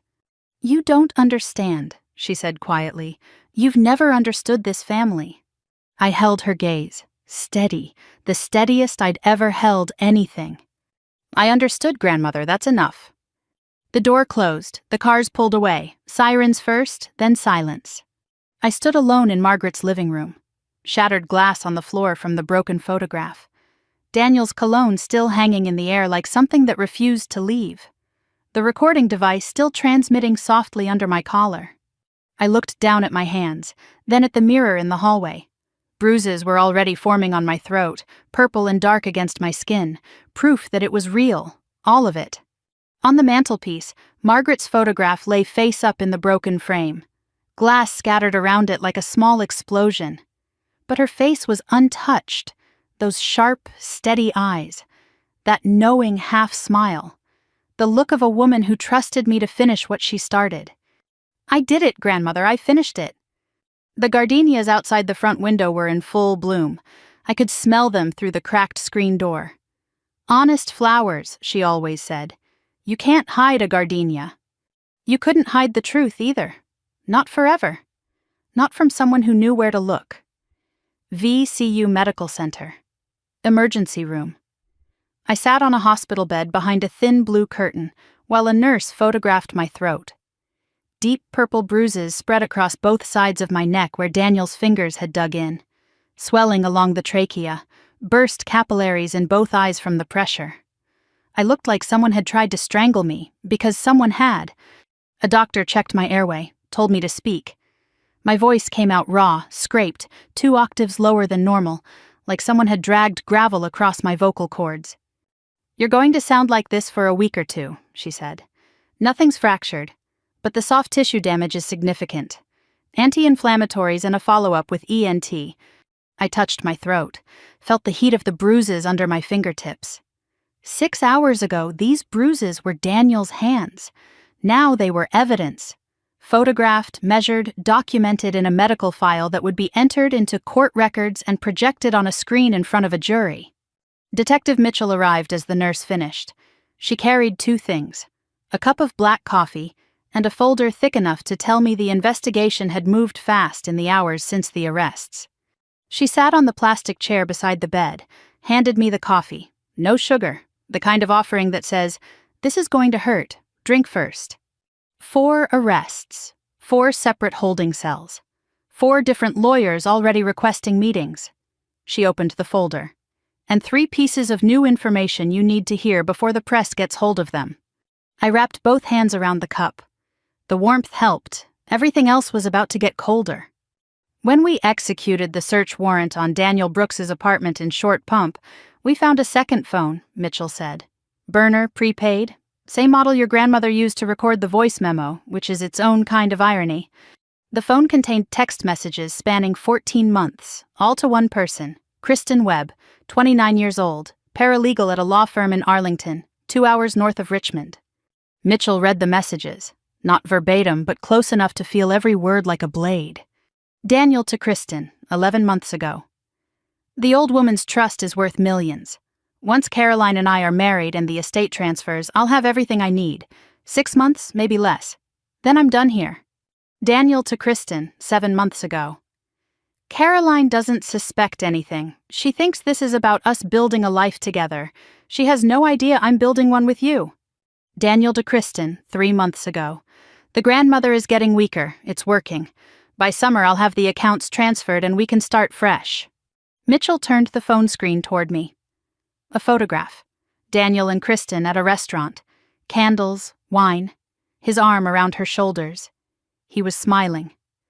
The same smile he wore at Margaret's funeral. The same smile he wore when he slid documents across my kitchen table. The same smile that never reached his eyes because there was nothing behind it to reach. He was going to take the money and leave Caroline, Mitchell said. He was using her. She poisoned her own grandmother for a man who was planning to abandon her the moment the checks cleared. My sister killed the woman who raised us for a man who never loved her. She destroyed our family for a fairy tale written by someone else, and in that fairy tale, Caroline was never the princess. She was the pawn. The cruelty of it didn't feel like irony. It felt like a second murder. Margaret was killed for money. Caroline was killed for love she thought was real but never existed. 2 women destroyed by the same man, and only one of them knew it. Mitchell turned to the second piece of information. Richard Thompson is talking, not confessing. He's too smart for that. But in the process of denying everything, he's contradicting himself on the record. Richard's story to his lawyer. He knew nothing about the poisoning. He only learned about the digoxin after Margaret's death. He simply helped Caroline manage the estate, and any financial irregularities were accounting errors. But the evidence from Daniel's apartment, Elena's testimony, and Victor Hale's cooperation told a different story entirely. Richard provided Caroline with Margaret's complete medical history, including the digoxin prescription. He obtained it by calling Dr. Calloway's office and impersonating a family care coordinator. Richard introduced Daniel to an offshore banking contact in the Cayman Islands. Wire transfer records showed Richard authorized the opening of the shell account where trust funds were funneled. Richard personally instructed Victor Hale on how to draft the backdated documents, the fraudulent power of attorney, and the psychiatric petition against me. In one email recovered from Hale's server, Richard wrote, "Mother won't live long enough to contest anything. Prepare the paperwork now." He didn't hold the poison, Mitchell said. But he built the machine. He designed the financial escape route, silenced the witnesses, and tried to destroy your credibility before you could speak. Your father was the architect of the entire conspiracy. The architect. There was that word again. My father built things his whole life, buildings, companies, reputations. And when his empire started crumbling, he built one last structure. A conspiracy designed to murder his own mother, rob his youngest daughter, and walk away clean. He was good at building things, just not the things that mattered. Mitchell delivered the third piece of information. The good news. The psychiatric evaluation petition has been dismissed. The judge threw it out this morning. Once Mitchell's team submitted evidence of Richard's conspiracy, including Victor Hale's cooperation agreement confirming the petition was fabricated as a legal weapon, the Richmond Circuit Court had no choice. The judge issued a 1-paragraph ruling. The petition filed by Richard Thompson was predicated on fraud and is hereby dismissed with prejudice. The petitioner is referred for potential contempt of court proceedings. With prejudice, meaning it could never be refiled. Richard's last legal weapon against me was gone. The cage he tried to build around my mind had collapsed before the door ever closed. "Your inheritance is secure," Mitchell said. "The amended will, the one Margaret hid in the desk, has been authenticated as the valid document. Hale's version has been flagged as fraudulent. You're the rightful co-beneficiary of the Hayes Family Trust." I nodded. I should have felt victorious. I felt hollow. The money was never the point. Margaret was the point. And Margaret was still dead. No petition dismissal, no authenticated will, no amount of legal vindication could change the fact that my grandmother died alone in a house full of people who were supposed to love her, poisoned by her own granddaughter, betrayed by her own son, and abandoned by the attorney sworn to protect her interests. Justice doesn't resurrect anyone. It just makes the silence a little less unbearable. By evening, the story was everywhere. The Richmond Times-Dispatch ran it front page. Prominent builder and family arrested in grandmother's murder. Local TV stations led their 6 o'clock broadcasts with footage of the arrests. Daniel being loaded into a cruiser. Caroline's face behind the glass. Richard's silver hair disappearing through the precinct doors. My name was public. My apartment address was findable. By 7 that evening, a news van was parked on my street in Church Hill. A reporter knocked on my door, then another, then a freelance blogger who'd somehow gotten my cell phone number. I couldn't stay there. I packed a bag, drove to Margaret's house, let myself in with the spare key, a gesture that had become ritual by now. Repetition, prayer. The house wrapped around me like an old coat. The gardenias in the front garden were wilting. Nobody had watered them since Margaret died. The kitchen smelled like dust, and the ghost of lemon pound cake, and the faint, persistent trace of lavender that seemed to live inside the walls themselves. The living room had been cleaned since the arrests. The broken picture frame was gone. The shattered glass swept up. But I could still see the outline on the wall where the photograph had hung, a faded rectangle of wallpaper that marked the absence of Margaret's face. Someone from Mitchell's team had taken the recording equipment. The straight-backed dining chair I'd sat in during the confrontation was pushed against the wall. The couch cushions still held the impression of Caroline's weight. I walked upstairs to Margaret's bedroom, a room I hadn't entered since childhood sleepovers when I was 10, and Margaret let me stay up past midnight reading fairy tales under the covers with a flashlight. The bed was made with her precise hospital corners, the quilt folded at the foot, the lavender sachet on the nightstand. Everything exactly as she left it, as if she expected to come home. I lay on the bed, pulled the quilt over my body. The pillow smelled like lavender hand cream and old paper. Margaret's scent, the one smell that had meant safe for 22 years. I held her journal against my chest the way Elena held that photograph. 2 women in 2 different rooms, both clutching the last physical evidence that Margaret Hayes existed and was loved. I got them, grandmother, all 4 of them. It's not enough. Nothing will ever be enough. But it's what you asked me to do, and I did it. I slept for the first time in days. No dreams, no nightmares, just silence and lavender, and the old house sounds of a building that had sheltered Margaret for 40 years, and was now sheltering me. The next morning. Sunlight through Margaret's bedroom curtains, the same lace I'd peered through to see 4 enemies step out of a black Mercedes. A knock at the front door. Not a reporter. A woman in a navy suit, early 50s, silver reading glasses, carrying a leather portfolio. She introduced herself as Patricia Langley, estate attorney, appointed to replace Victor Hale in administering Margaret's estate. "I've been reviewing your grandmother's amended will," Patricia said, sitting at Margaret's kitchen table. The same table where Elena and I sat, the same table where Margaret ate breakfast every morning for decades. "Everything is in order. The trust, the properties, the company shares. They'll be distributed according to Margaret's wishes once probate is complete." She paused, opened the portfolio, pulled out a single document, a sealed addendum clipped to the back of the will. However, there's one clause Margaret designated as conditional. She specified it should only be activated and only be read after any criminal investigation into her death was resolved. She slid the document across the table. A sealed envelope. Margaret's handwriting on the front, steady and precise even in the weeks before she died. To be opened when the truth is known. "The investigation has resulted in 4 arrests and formal charges," Patricia said. "The condition has been met. This clause is now active." I held the envelope, didn't open it. Not yet. The weight of it in my hands felt like holding one of Margaret's letters from childhood, the ones she sent me every birthday with a pressed gardenia petal inside. "What kind of clause is this?" Patricia shook her head. "I don't know. Margaret sealed it personally. She told me and only me that it contained her final wishes for the house. She said you would understand when the time came." I looked down at the envelope.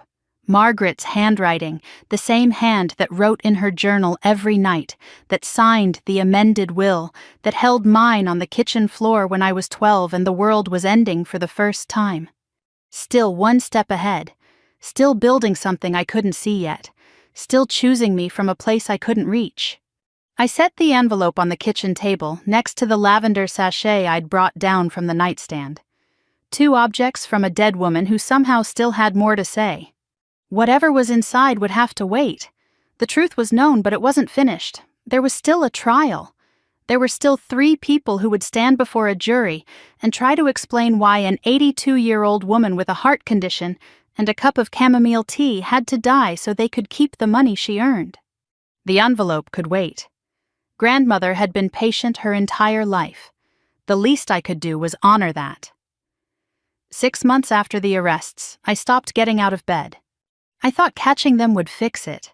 I thought justice would feel like healing. It didn't. It felt like standing in a house where everyone I loved had either died or been arrested, and the silence was so loud it had a heartbeat. Margaret's house reflected what was happening inside me. The garden was dead. The gardenias she tended for decades had turned brown and brittle, their stems snapping when the wind pushed through them. The front porch where she sat every evening watching the sunset over the fan district was covered in unswept leaves. Inside was worse. Dishes in the sink, curtains drawn at noon, her reading lamp dark. I hadn't turned it on since I moved in. The green glass shade sat cold and dusty like the eye of something that had stopped seeing. I hadn't been to work in 3 months.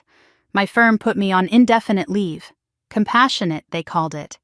I called it exile. I couldn't concentrate, couldn't hold a pencil steady enough to draw a clean line, couldn't sit in a conference room without feeling Daniel's hands tighten around my throat. Every closed door was a trap. Every man's cologne was a warning. The nightmares came every night. The same loop, Daniel's face above me, his fingers closing. Margaret's voice on the voice memo playing on repeat, fragile and fierce, getting weaker with each cycle until it was just a whisper and then nothing. Some nights, the nightmare changed. Caroline pouring tea into a cup, Margaret's cup, then my cup, the tea turning the color of rust. I'd lost weight. My eyes were hollow. I hadn't answered my phone in 2 weeks. Margaret's garden was dying because I was dying. The house that was once full of life, lavender and gardenias and lemon pound cake and the tick of the grandfather clock, was becoming a mausoleum. And I was becoming its ghost. A Saturday morning. I was on the couch in the living room staring at the ceiling. I hadn't showered in 3 days. Margaret's journal was on the coffee table, closed. I couldn't open it anymore. Every page was a wound I'd already memorized. Someone knocked. Not the quiet knock of a reporter or the official knock of a detective. 3 sharp raps, impatient, familiar, refusing to be ignored. Avery Thompson, if you don't open this door in 10 seconds, I'm using the key under the flower pot. Margaret told me about it 3 years ago, and I've been sitting on that information like a responsible adult until right now. Nora Chen, 36, fellow architect at the firm. My only real friend outside of Margaret. The one person who always told me the truth even when the truth had sharp edges. Chinese-American, second generation, grew up in Fairfax. 5'4", wire-rimmed glasses. The energy of someone who treats every problem like a design challenge and refuses to believe any structure is beyond repair. I opened the door. Nora looked at me, took in the unwashed hair, the hollow cheeks, the t-shirt I'd been wearing for 3 days. She didn't flinch, didn't pity, didn't lecture. She walked past me into the kitchen, set 2 bags of groceries on the counter, and started cooking. "I'm making congee," she said. "My mom's recipe. You're going to eat it, then you're going to shower, then you're going to tell me everything. In that order." This is what Nora does. She builds things, food, structures, friendships. She approaches everything the same way, materials, plan, execution. I hadn't eaten a real meal in days. The smell of ginger and chicken broth filled the kitchen, and for the first time in weeks, Margaret's house smelled alive. We sat at Margaret's kitchen table. I ate. Then I talked. For 2 hours I told Nora everything. The digoxin, the pharmacy records, Elena in the apartment with the crucifix and the mattress on the floor. Richard's petition. Daniel's hands on my throat. The sealed will clause sitting in a drawer upstairs, still unopened. Nora listened without interrupting, the way a good architect listens to a client describe a building they can't quite see yet. When I finished, she set down her spoon. "You did the hardest thing anyone in your family has ever done. You told the truth. Now you need to survive telling it one more time in court." Nora insisted I see a therapist, made the appointment herself, drove me there. Dr. Gabrielle Santos, trauma specialist, mid-50s. Her office was in a converted Victorian on Floyd Avenue. Warm colors, plants in every corner, a couch that felt like it had absorbed 1,000 confessions and never judged a single one.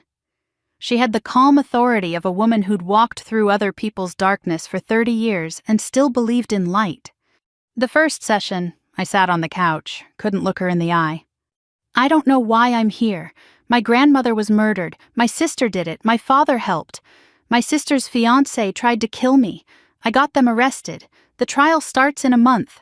I should feel strong. I feel like I'm disappearing." Dr. Santos didn't rush to fix it. She sat, let the silence breathe, then with a voice that carried no judgment and no hurry.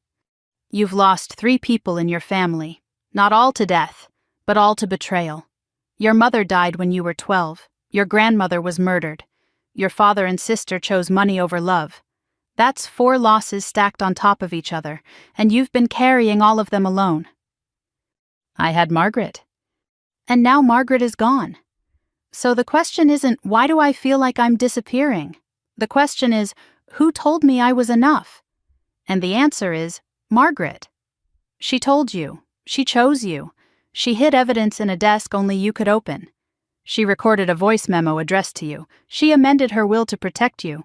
In a family full of people who chose themselves, Margaret chose you. A pause, my eyes filled, I didn't wipe them. "You're not disappearing, Avery. You're grieving. And grief doesn't mean weakness. It means you loved someone who deserved it."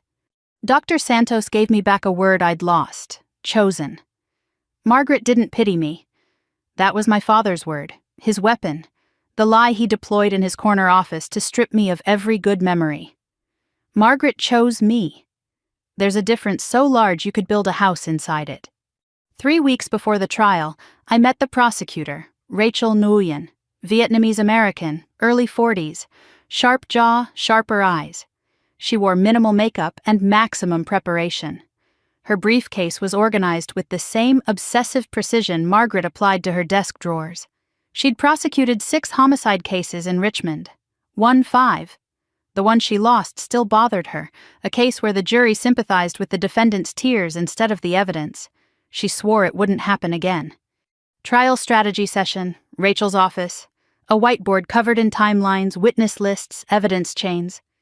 "Here's what the defense will do," Rachel said, tapping the board with a marker. "Daniel's lawyer will claim Caroline coerced him, that she was the mastermind and he was the obedient fiancé. He'll paint Daniel as a victim of love. Daniel strangled me and confessed on tape. He'll claim emotional distress, temporary loss of control. His lawyer is good. Caroline's defense will go the opposite direction. She'll claim Daniel and Richard manipulated her, that she was the abused partner following orders. She'll cry on the stand. She'll look at the jury with those blue eyes and say she loved her grandmother and never meant to hurt anyone." "Did she love her?" Rachel paused. Considered the question the way a prosecutor considers every question, not for its emotional weight but for its courtroom impact. "The jury won't care whether she did. They'll care whether they believe she did. And Caroline is a very convincing performer." "What about Richard?" "Richard will deny everything. His lawyer will argue the financial transfers were legitimate business transactions, that he had no knowledge of the poisoning, that Victor Hale acted independently, and Richard was an innocent client relying on professional counsel." Rachel set down the marker. Looked at me. "Your job is simple but not easy. Tell the truth. Don't embellish. Don't perform. When they try to break you on cross-examination, and they will, you come back to the facts. The digoxin, the pharmacy records, the voice memo, the journal, the recording from the wire. The facts are your foundation. Build on them the way you'd build a house, solid, square, load-bearing." I nodded. She was speaking my language. She knew it. 2 weeks before the trial, my phone rang. Elena Ruiz. Avery. Her voice was steadier than the last time we spoke, stronger. 6 months of hiding had tempered something inside her into steel. I wanted to call you myself. Not the detective, not the lawyer, you. What is it? I'm ready for the trial. I'll say everything. What I saw Caroline do with the tea, what I heard your father say on the phone, all of it, every word. Elena, they'll try to discredit you. The defense will bring up your immigration status. They'll say you're testifying for a deal, that your testimony was bought. Let them say what they want. Mrs. Hayes gave me 12 years of dignity. She treated me like family when my own family was an ocean away. She deserved better than what they did to her. I owe her the truth. A pause. And the truth doesn't have an expiration date. Elena had spent 6 months in a small apartment, hiding from a threat that turned out to be a bluff. She'd lost her home, her employer, her sense of safety, and she was ready to walk into a courtroom and face the people who'd tried to silence her. Margaret chose well when she told me to find Elena.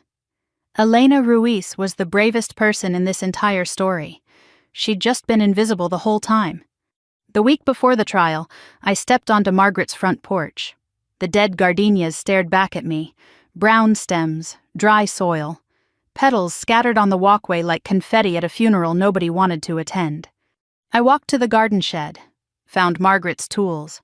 Pruning shears, trowel, watering can, a pair of gardening gloves worn soft at the fingertips from decades of use. I put on the gloves. Her hands were smaller, but the fabric stretched to fit. The leather still smelled like her. Soil and lavender and the particular warmth of a woman who believed that anything could grow if you gave it enough patience. I spent the afternoon clearing the dead growth, turning the soil, watering. I couldn't bring the gardenias back. They were gone. But I planted new ones. 3 bushes. White blooms that wouldn't flower until summer. An act of faith in a future I couldn't yet see but was choosing to build anyway. Nora stopped by, saw me in the garden, dirt on my knees, sweat on my forehead, Margaret's gloves on my hands. You're gardening. I'm rebuilding. She smiled, sat on the porch steps, watched me work, didn't say another word. She didn't need to. Some things you rebuild with your hands, not your mouth. The night before the trial. I stood in front of the full-length mirror in Margaret's bedroom. I was wearing the black dress I bought for the funeral, the one from the consignment shop on Carey Street.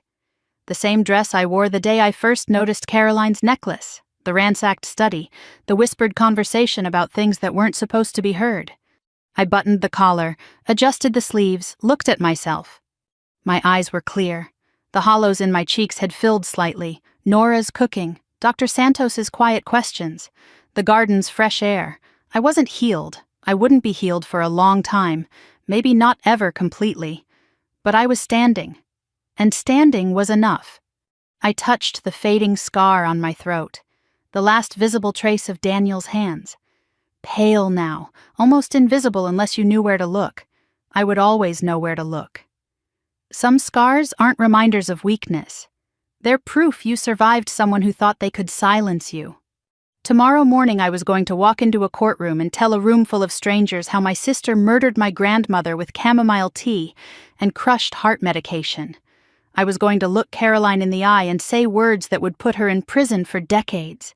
And I was going to do it wearing the same dress I wore to grandmother's funeral, because this wasn't a second burial. This was a resurrection. I turned off the bedroom light. Margaret's lavender scent wrapped around me in the dark. The grandfather clock ticked downstairs, steady and patient, the way it had ticked every night of Margaret's life in this house. I'm not burying you again, grandmother. Tomorrow, I bury the silence. Richmond Circuit Court. A Monday morning in October, 6 months and 3 weeks after Margaret Hayes was buried in Hollywood Cemetery. I read the courthouse the way I read every building. Neoclassical facade. Limestone columns stained gray by a century of weather. Bronze doors heavy enough to require both hands. Inside, marble floors amplified every footstep into something ceremonial. This building was designed to make people feel small. Today it was the largest room I'd ever entered. Every seat was taken. Local media in the front row. Reporters, 2 TV crews, a podcaster covering Virginia true crime.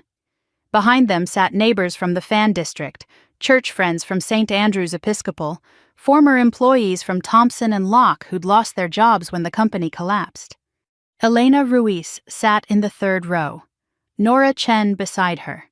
2 women who had never met before this case, sitting shoulder to shoulder in the kind of solidarity that doesn't need introduction. 3 defendants at the defense table. Daniel Brooks, Caroline Thompson, Richard Thompson. 3 separate defense attorneys. 3 different strategies designed to point blame at anyone other than their own client. Victor Hale sat at the prosecution's table, cooperating witness. His plea deal signed, his legal career finished. Daniel had lost weight. Jail had stripped the polish the way sandpaper strips lacquer. No charcoal suit, no expensive watch. Orange jumpsuit, shackled ankles, wrists resting flat on the table. The smile was gone. Whatever had lived behind it was gone too. Caroline was thin.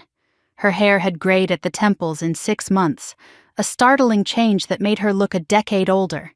She wore a simple dress, no designer label, no pearl necklace. Margaret's necklace, the one she'd worn to the funeral, had been seized as evidence. Without it, her neck looked bare and exposed, like a wall stripped of its last painting. Richard sat rigid, silver hair still combed. He was the only defendant not in a jumpsuit, out on bail with an ankle monitor wearing his Navy suit. Still performing, still the CEO of a company that no longer existed. The prosecution calls Avery Thompson. 60 feet from the gallery to the witness stand. The longest walk of my life. I could feel every eye in the room. I could hear the scratch of reporters' pens, the quiet click of a camera shutter, the hum of the fluorescent lights above the judge's bench. I sat, adjusted the microphone, looked at Rachel Nguyen, who gave me one small nod. Rachel walked me through the story.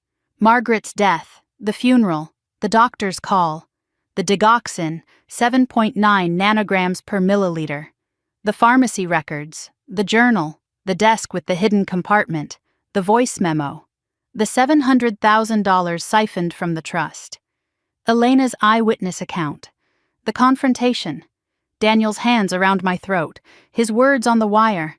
You should have stayed quiet, just like the old woman. I delivered the facts the way Rachel coached me, steady, specific, no embellishment. Cross-examination. Daniel's attorney was a sharp-suited defense lawyer named Marcus Webb. He probed for cracks the way a building inspector probes for structural failure, pressing every joint, testing every connection.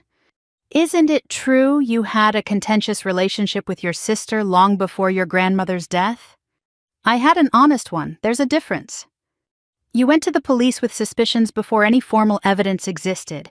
Isn't it possible you were seeking revenge against a family that excluded you?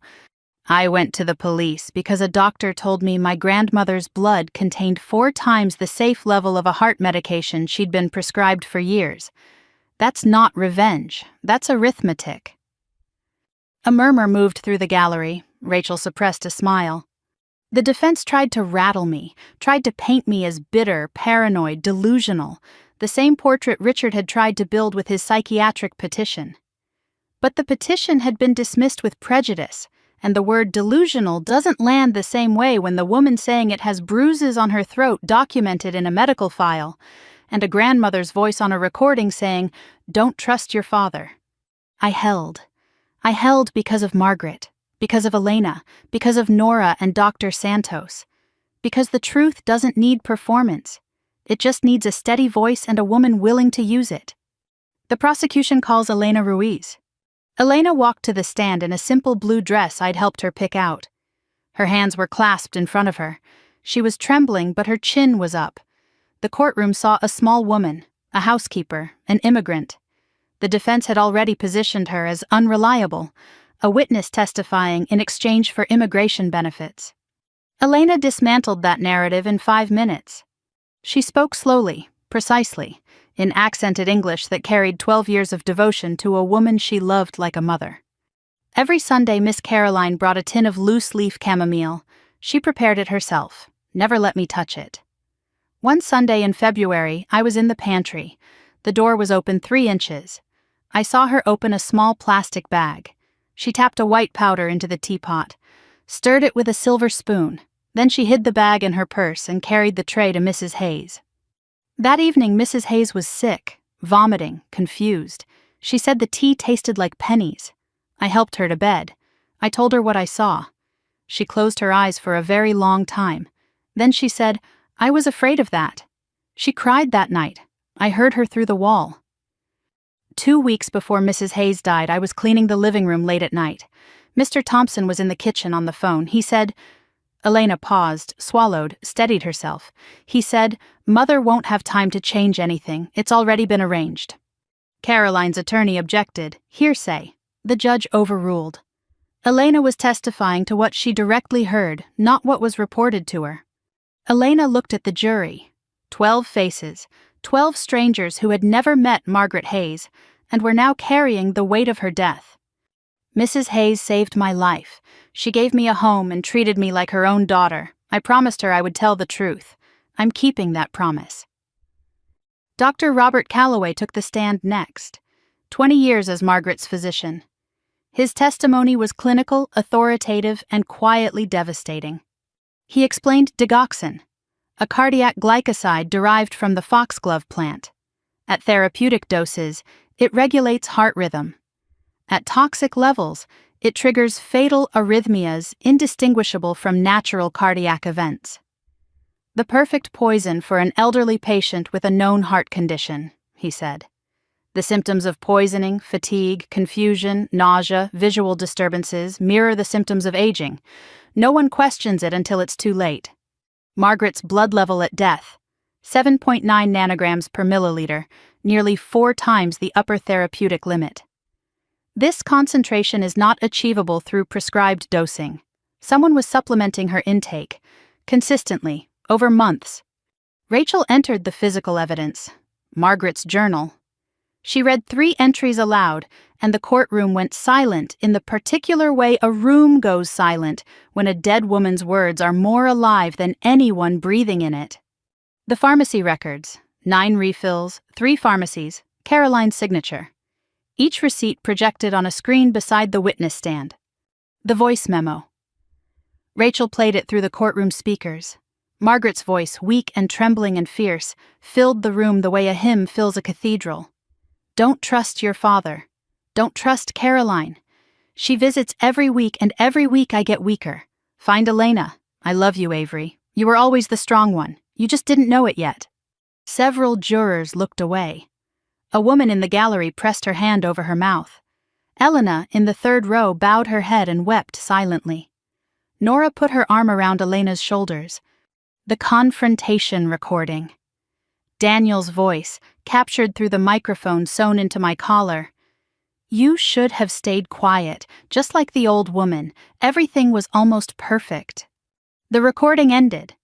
The courtroom sat in 4 seconds of absolute silence before the judge called for recess.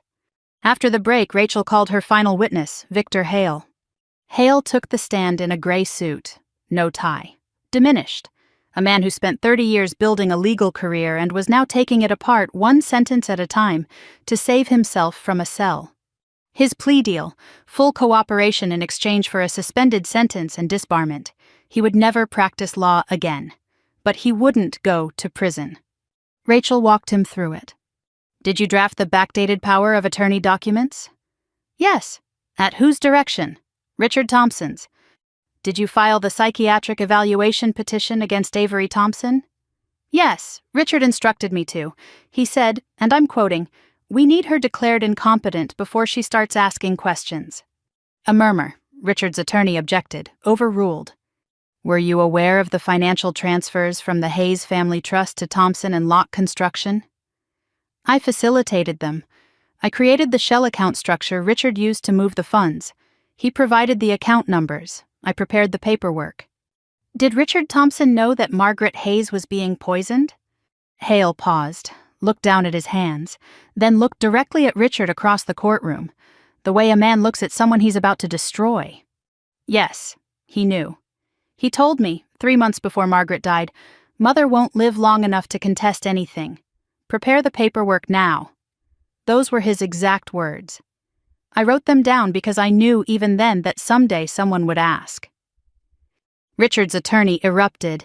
"Objection! This is hearsay and manufactured testimony from a cooperating witness who—" "Overruled." The judge's voice was a blade. Richard stared at Hale across the courtroom. The look of a man who hired a builder and watched him set the building on fire. Richard's defense attorney, a white-haired veteran named Caldwell Price, attempted damage control. Put Richard's denial on the record. His client had no knowledge of the poisoning. The financial transfers were legitimate business transactions. Hale was lying to reduce his own sentence.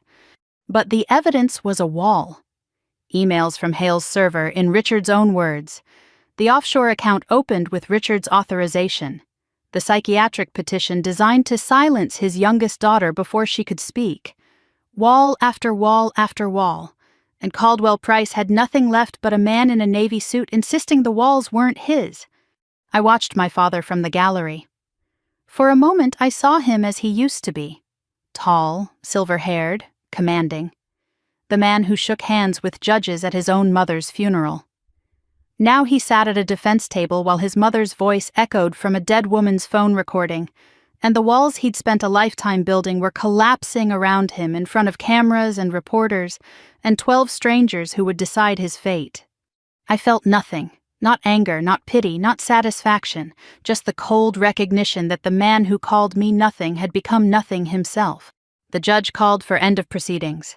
Tomorrow, closing arguments, victim impact statements, jury deliberation. As the bailiff prepared to escort the defendants, Caroline's attorney rose. "Your Honor, my client requests permission to address the court before closing arguments. She wishes to make a statement." The judge considered, looked at Caroline. She'd been silent the entire trial. No outbursts. No tears on the stand. She hadn't testified. Her attorney had built a defense on blaming Daniel and Richard without ever putting Caroline herself in front of the jury. "The court will hear Miss Thompson's statement tomorrow morning." The courtroom stirred. Rachel glanced at me with a look that said, "We didn't expect this." I stared at my sister. Caroline was looking back at me, not with hatred, not with contempt, with something I hadn't seen on her face since we were children sharing a bed during thunderstorms. Exhaustion. And underneath it, something that might have been the first honest emotion she'd shown in years. "I want to tell the truth," she said, quietly, not to the judge, not to her lawyer. "To me." The bailiff took her arm. She stood, walked toward the side door. The courtroom emptied. I sat in my seat and listened to the marble walls hold the echo of Margaret's voice memo the way a cathedral holds a hymn long after the choir has left. Tomorrow my sister would speak, and I had no idea what she was going to say. Tuesday morning. The courtroom was more crowded than the day before. Word had spread that Caroline Thompson intended to speak. Standing room only. The judge warned the gallery at the start. Silence will be maintained, or the room will be cleared. Caroline rose from the defense table. Her attorney placed a hand on her arm, a last attempt to stop what he knew was about to end his case. She shook him off. She walked to the front of the courtroom, didn't go to the witness stand, stood in the open space between the defense table and the judge's bench, a no-man's land where the choreography of law gives way to something more primal. She was barely recognizable. 6 months in Richmond City Jail had dismantled the Caroline I grew up with. The blonde highlights were gone, replaced by dark roots and silver temples pulled into a flat ponytail. She'd lost 30 pounds. No designer dress. A gray jail-issued blouse and dark slacks. No jewelry, no pearl necklace, no mask. She didn't look at her attorney, didn't look at Daniel, didn't look at Richard. She looked at the jury, then at me, then she spoke.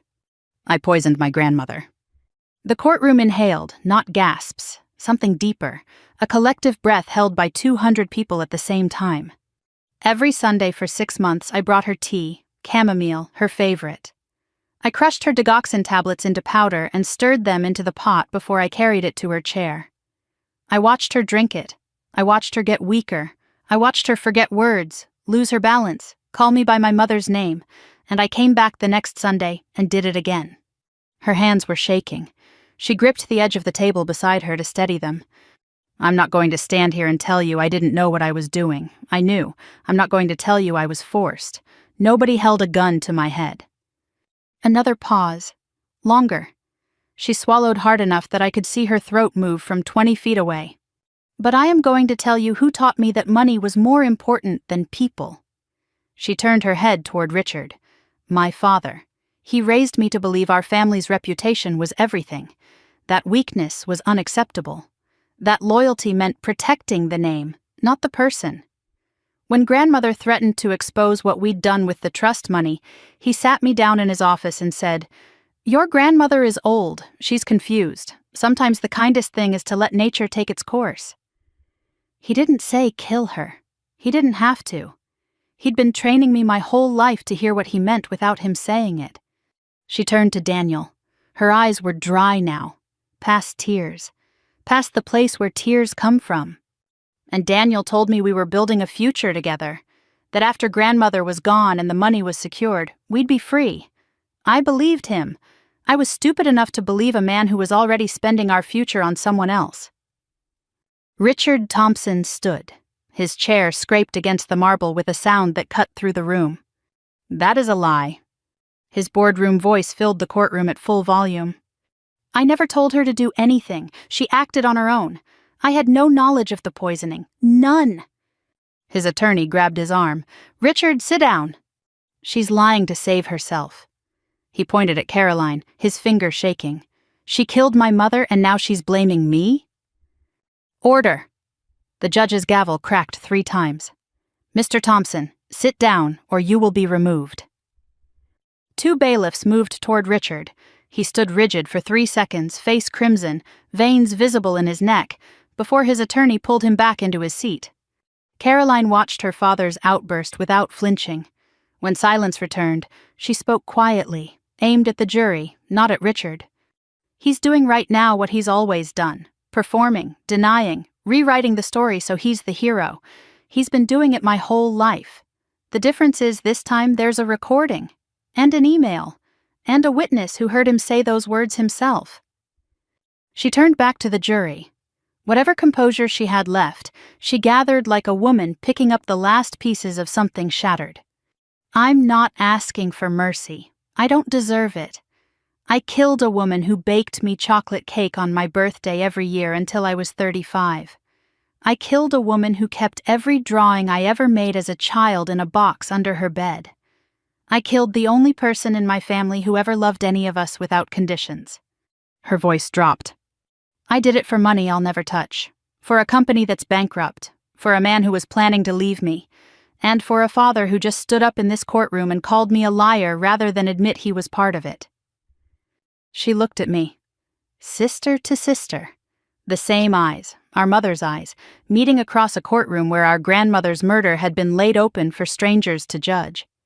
"I have nothing left to offer except the truth. And the truth is, I did it. I knew it was wrong. And if I could go back to that first Sunday and pour that tea down the drain instead of carrying it to grandmother's chair, I would trade every dollar, every share, every year of my father's approval to do it." She sat down. The courtroom was silent for 6 full seconds. I counted them. "The prosecution invites Avery Thompson to deliver her victim impact statement." I stood. Walked to the front of the courtroom. I didn't bring notes. I didn't need them.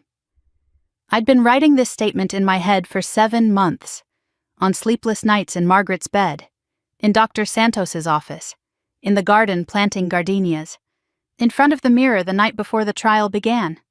I stood in the same space where Caroline had just confessed. The wood floor was warm from morning sun through the high windows. Margaret's letter pressed against my heart in my jacket pocket. I looked at the jury, then at Elena, who nodded once, then at Nora, who pressed her hand to her chest, then at Caroline and Richard. My grandmother taught me one thing that mattered more than anything else. She said, "Family is not who you're born to. Family is who protects you." The anchor line, the words from the kitchen floor when I was 12, the words from her journal, the words from the voice memo. They had traveled through every room of this story to arrive here, in a courtroom, spoken into a microphone, heard by strangers who now understood their weight. I lost my mother when I was 12 years old. After that, my grandmother was everything. My mother, my teacher, my protector, my proof that love without conditions exists. She didn't love me because I earned it. She loved me because she chose to. That's what family is supposed to mean. Margaret Hayes was 82 years old. She survived her daughter's death. She survived her son's betrayal. She survived decades of managing a family that treated her generosity as a resource to be extracted. The one thing she didn't survive was the people she trusted most. My sister killed her with tea and heart medication. My father designed the financial escape route. Her fiancé tried to kill me to keep it quiet. And their lawyer built the legal walls to make sure none of it could be challenged. They didn't kill grandmother because they hated her. That's the part that keeps me awake at night. They killed her because she was inconvenient, because she stood between them and $700,000, because she had the audacity to change her will and demand fairness. My grandmother died for $700,000 and the truth. Today, she gets the truth. I stepped down, didn't look back, returned to my seat. Nora took my hand. Elena reached across and touched my shoulder. 3 women holding each other up in a room built to make people feel small. The jury deliberated for 4 hours and 22 minutes. We waited in the hallway outside the courtroom. Elena prayed quietly, rosary beads moving between her fingers. Nora sat with her arm around my shoulders. I stared at the marble floor and counted the veins in the stone. The bailiff opened the door. The jury has reached a verdict. The courtroom reassembled, everyone standing. The foreman was a woman in her 60s. Gray hair, reading glasses, the kind of woman who looked like she could have been Margaret's neighbor. Daniel Brooks. Murder in the first degree, guilty. Assault with intent to kill, guilty. Conspiracy to commit murder, guilty. Life in prison without parole. Daniel didn't react. The charming investor received the news of his permanent erasure with the same blankness he brought to everything except violence. Caroline Thompson. Murder in the first degree, guilty. Conspiracy to commit fraud, guilty, 30 years. Eligible for parole after 15. The judge noted mitigating factors. Her voluntary confession, evidence of manipulation by her father and fiancé, cooperation with the prosecution. She would be 68 at her earliest parole hearing. Older than Margaret was when the poisoning began. Caroline closed her eyes, didn't cry. Her hands flattened on the table. Richard Thompson. Conspiracy to commit murder, guilty. Financial fraud, guilty. Obstruction of justice, guilty. 5 years suspended. 10 years supervised probation. Full restitution of misappropriated funds. Loss of all interest in Thompson and Locke Construction. The judge added, Mr. Thompson, the court finds your role among the most morally reprehensible acts it has witnessed. You weaponized your own daughter. You betrayed your own mother. Your freedom is a legal technicality, not a moral one. Richard's face was stone. Victor Hale. Per his plea agreement, disbarment, 2 years suspended, 5 years probation. He would never practice law again. The bailiffs prepared to escort the defendants. Daniel was taken first. Shackled, head down, through the side door. He didn't look at anyone. Richard stood slowly. His attorney steadied him by the elbow. He walked toward the door without looking back. At the threshold he paused, not to speak, not to turn. Just paused, the way a man pauses at the edge of something he knows he can never return to. Then he continued. The door closed behind him. Caroline was last. 2 officers flanked her. She rose, smoothed the front of her gray blouse, a habit from another life when surfaces could protect you. She walked toward the door, past the prosecution's table, past Elena, who looked down, past Nora, who looked away. She stopped in front of me. We faced each other, 3 feet apart, a distance measured in verdicts and years and poisoned tea and a childhood we could never get back. Her face was calm, not the performative calm of the old Caroline, something raw. Her eyes were wet, but her voice was steady. The baby is due in March. I didn't move. Name her whatever you want. Raise her however you want. Just don't tell her who I am. Don't let her carry this. A beat. And Avery. Her voice broke for the first time since her confession. The crack ran through it like a fracture through load-bearing stone. Don't let her grow up in Dad's shadow. Not like I did. The bailiff took her arm. Caroline turned, walked through the side door. It closed behind her with the quiet finality of a book ending mid-sentence. The courtroom emptied slowly, the murmur of reporters, the shuffle of shoes on marble, chairs pushed back, the ordinary sounds of a room returning to normal after something that could never be normal. Outside, the courthouse steps, early afternoon, October sunlight turning the limestone columns gold, the oak trees along Broad Street amber, the bronze doors reflecting a sky so blue it hurt. I stood on the top step, Nora beside me squinting in the sun. "It's over," she said. I shook my head. "No, there's one more thing. Something grandmother left me that I haven't opened yet." Nora looked at me. "The sealed clause?" She said it was about the house. She said I'd understand when the time came. I pulled Margaret's letter from my jacket pocket, creased, warm from my body, her handwriting still visible through the folded paper. I think she knew this would happen, all of it, and she planned something beyond the trial, beyond the verdict. I looked out at the city.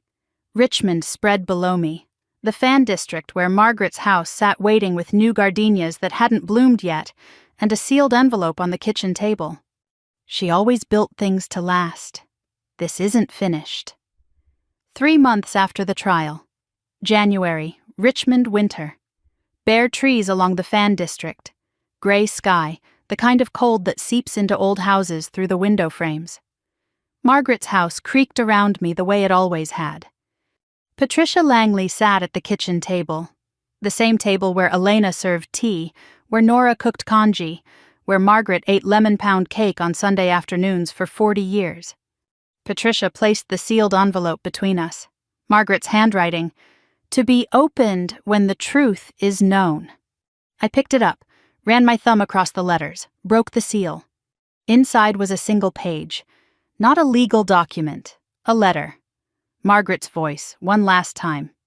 "My dear Avery, if you're reading this, it means the truth came out. I knew it would. I knew because I knew you. This house is yours now. Not as property, not as investment, as a purpose. I bought this house 40 years ago because I wanted a place where someone who had lost everything could start over. That's what it was for me after your grandfather died. That's what it became for you after your mother died. I want you to make it that again. Not just for you, but for others. There are children in this city who have lost their mothers, their families, their belief that anyone will protect them. You were one of those children. You know what it feels like. And you know what it feels like when one person, just one, says, 'I see you. You matter. You're not alone.' Build something, Avery. You're an architect. This is what you were made for, not buildings, foundations. All my love always, Margaret."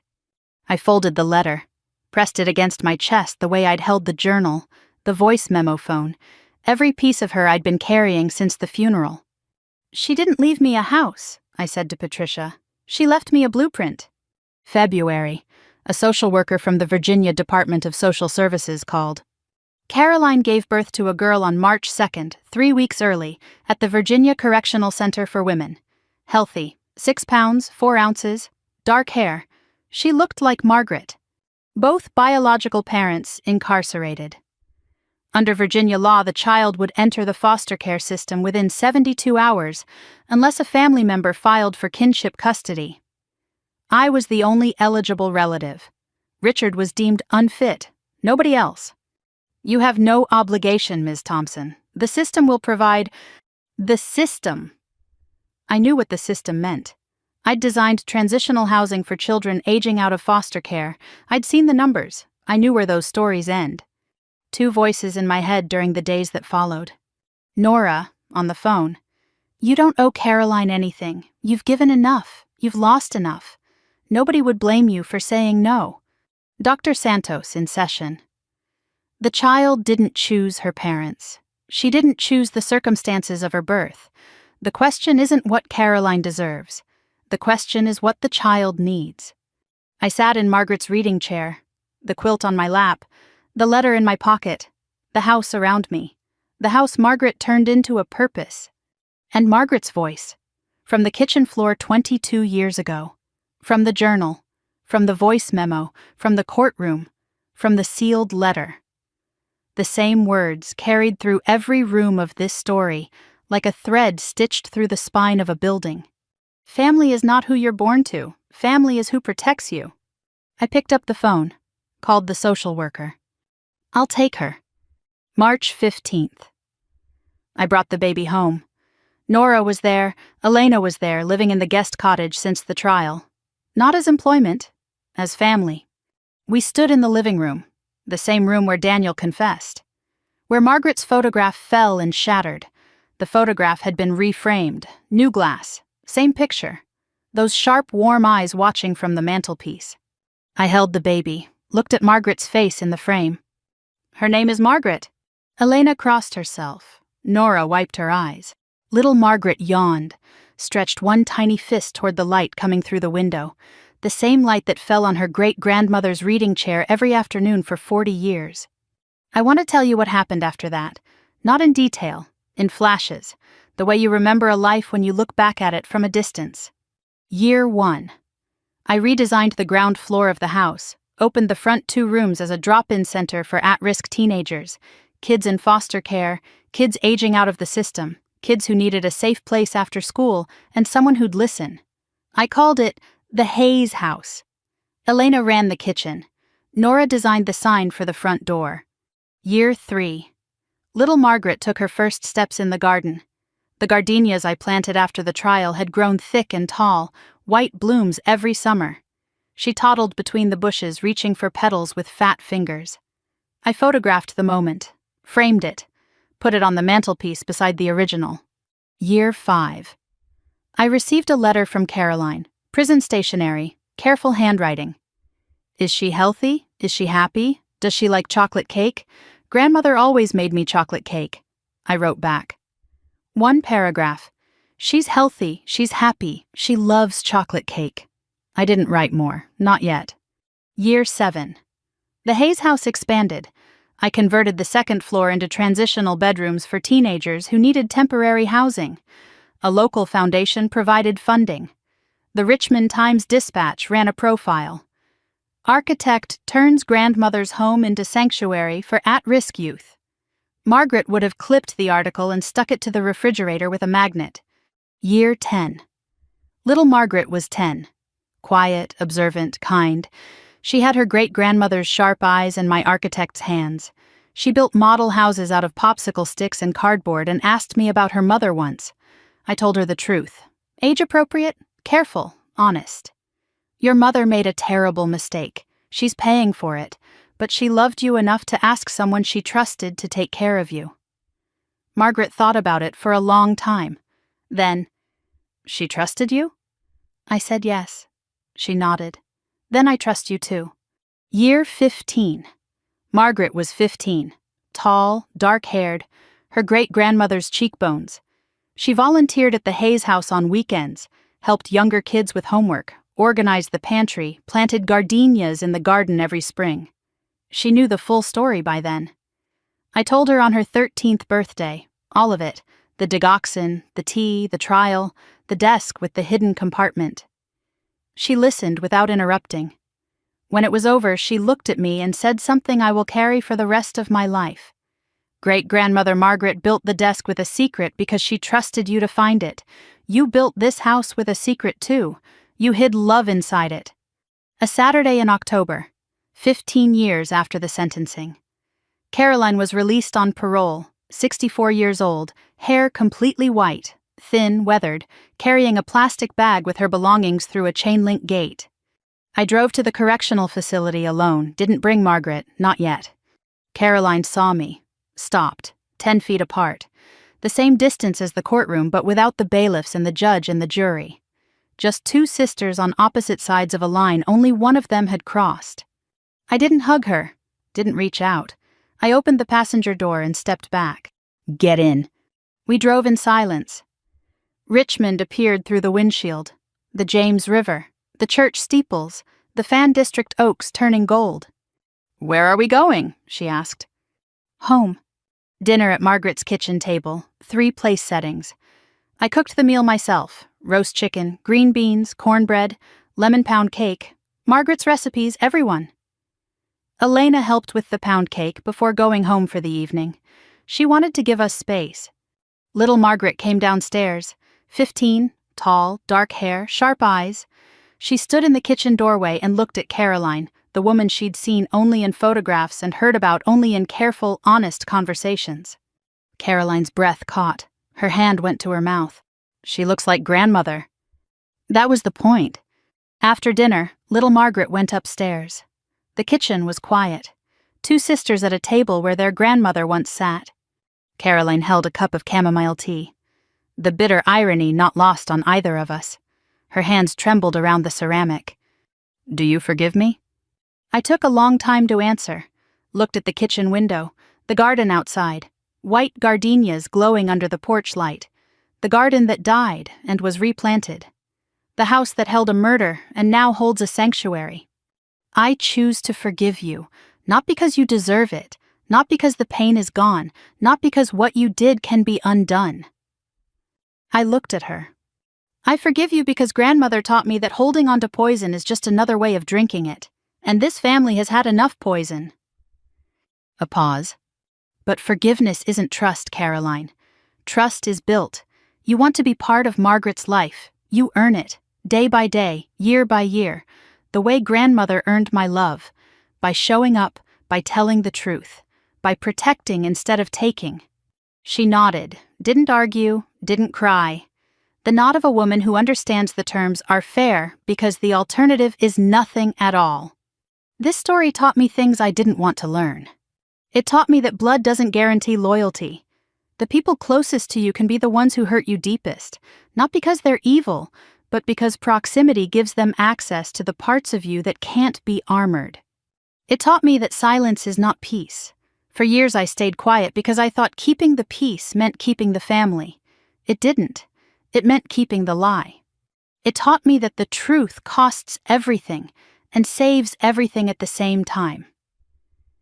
The day I walked into Dr. Calloway's office and saw those test results, my world ended. But it also began. Because the truth, even when it's ugly, even when it means losing people you love, is the only foundation strong enough to build a life on. I'm an architect. I know foundations. And it taught me that forgiveness is not a feeling. It's a decision, a daily one. Some mornings I wake up furious at Caroline. Some mornings I look at little Margaret and I'm grateful. Most mornings I'm both. And that's okay. Forgiveness doesn't mean the anger is gone. It means the anger doesn't get to drive anymore. My grandmother died because her family chose money over love. But her legacy, the house, the trust, the garden, this girl who carries her name, that legacy says the opposite. It says love wins. Not easily, not quickly, not without scars. But it wins. I told you this story because I needed to tell it. But I also told it because I know that some of you are living inside your own version of it right now. Maybe your family treats you like you don't matter. Maybe someone you trusted took something that wasn't theirs. Your money, your dignity, your voice. Maybe you've been told you're crazy for questioning things that don't feel right. Maybe you've been silent for so long you've forgotten what your own voice sounds like. I want you to hear me. You are not crazy, you are not weak, you are not alone, and the truth, your truth, matters. If this story touched something in you, I'd love to hear about it. Leave me a comment. Tell me, would you have forgiven Caroline? Would you have taken the baby? What would Margaret have done? I read every single comment, and some of the most powerful stories I've ever heard have come from people just like you, sitting in their living rooms, watching this video, and finally saying out loud what they've been carrying for years. Share this with someone who needs to hear it today. A friend, a sister, a mother, anyone who's been made to feel small by the people who were supposed to make them feel safe. And if you want to stay with me, If you want more stories about people who refused to stay silent, people who fought back, people who chose truth over comfort, hit that subscribe button. I'll be here, just like Margaret was there for me. Because family isn't who you're born to. Family is who protects you. And right now, this channel, this community, that's family too. This story is fictionalized for dramatic effect.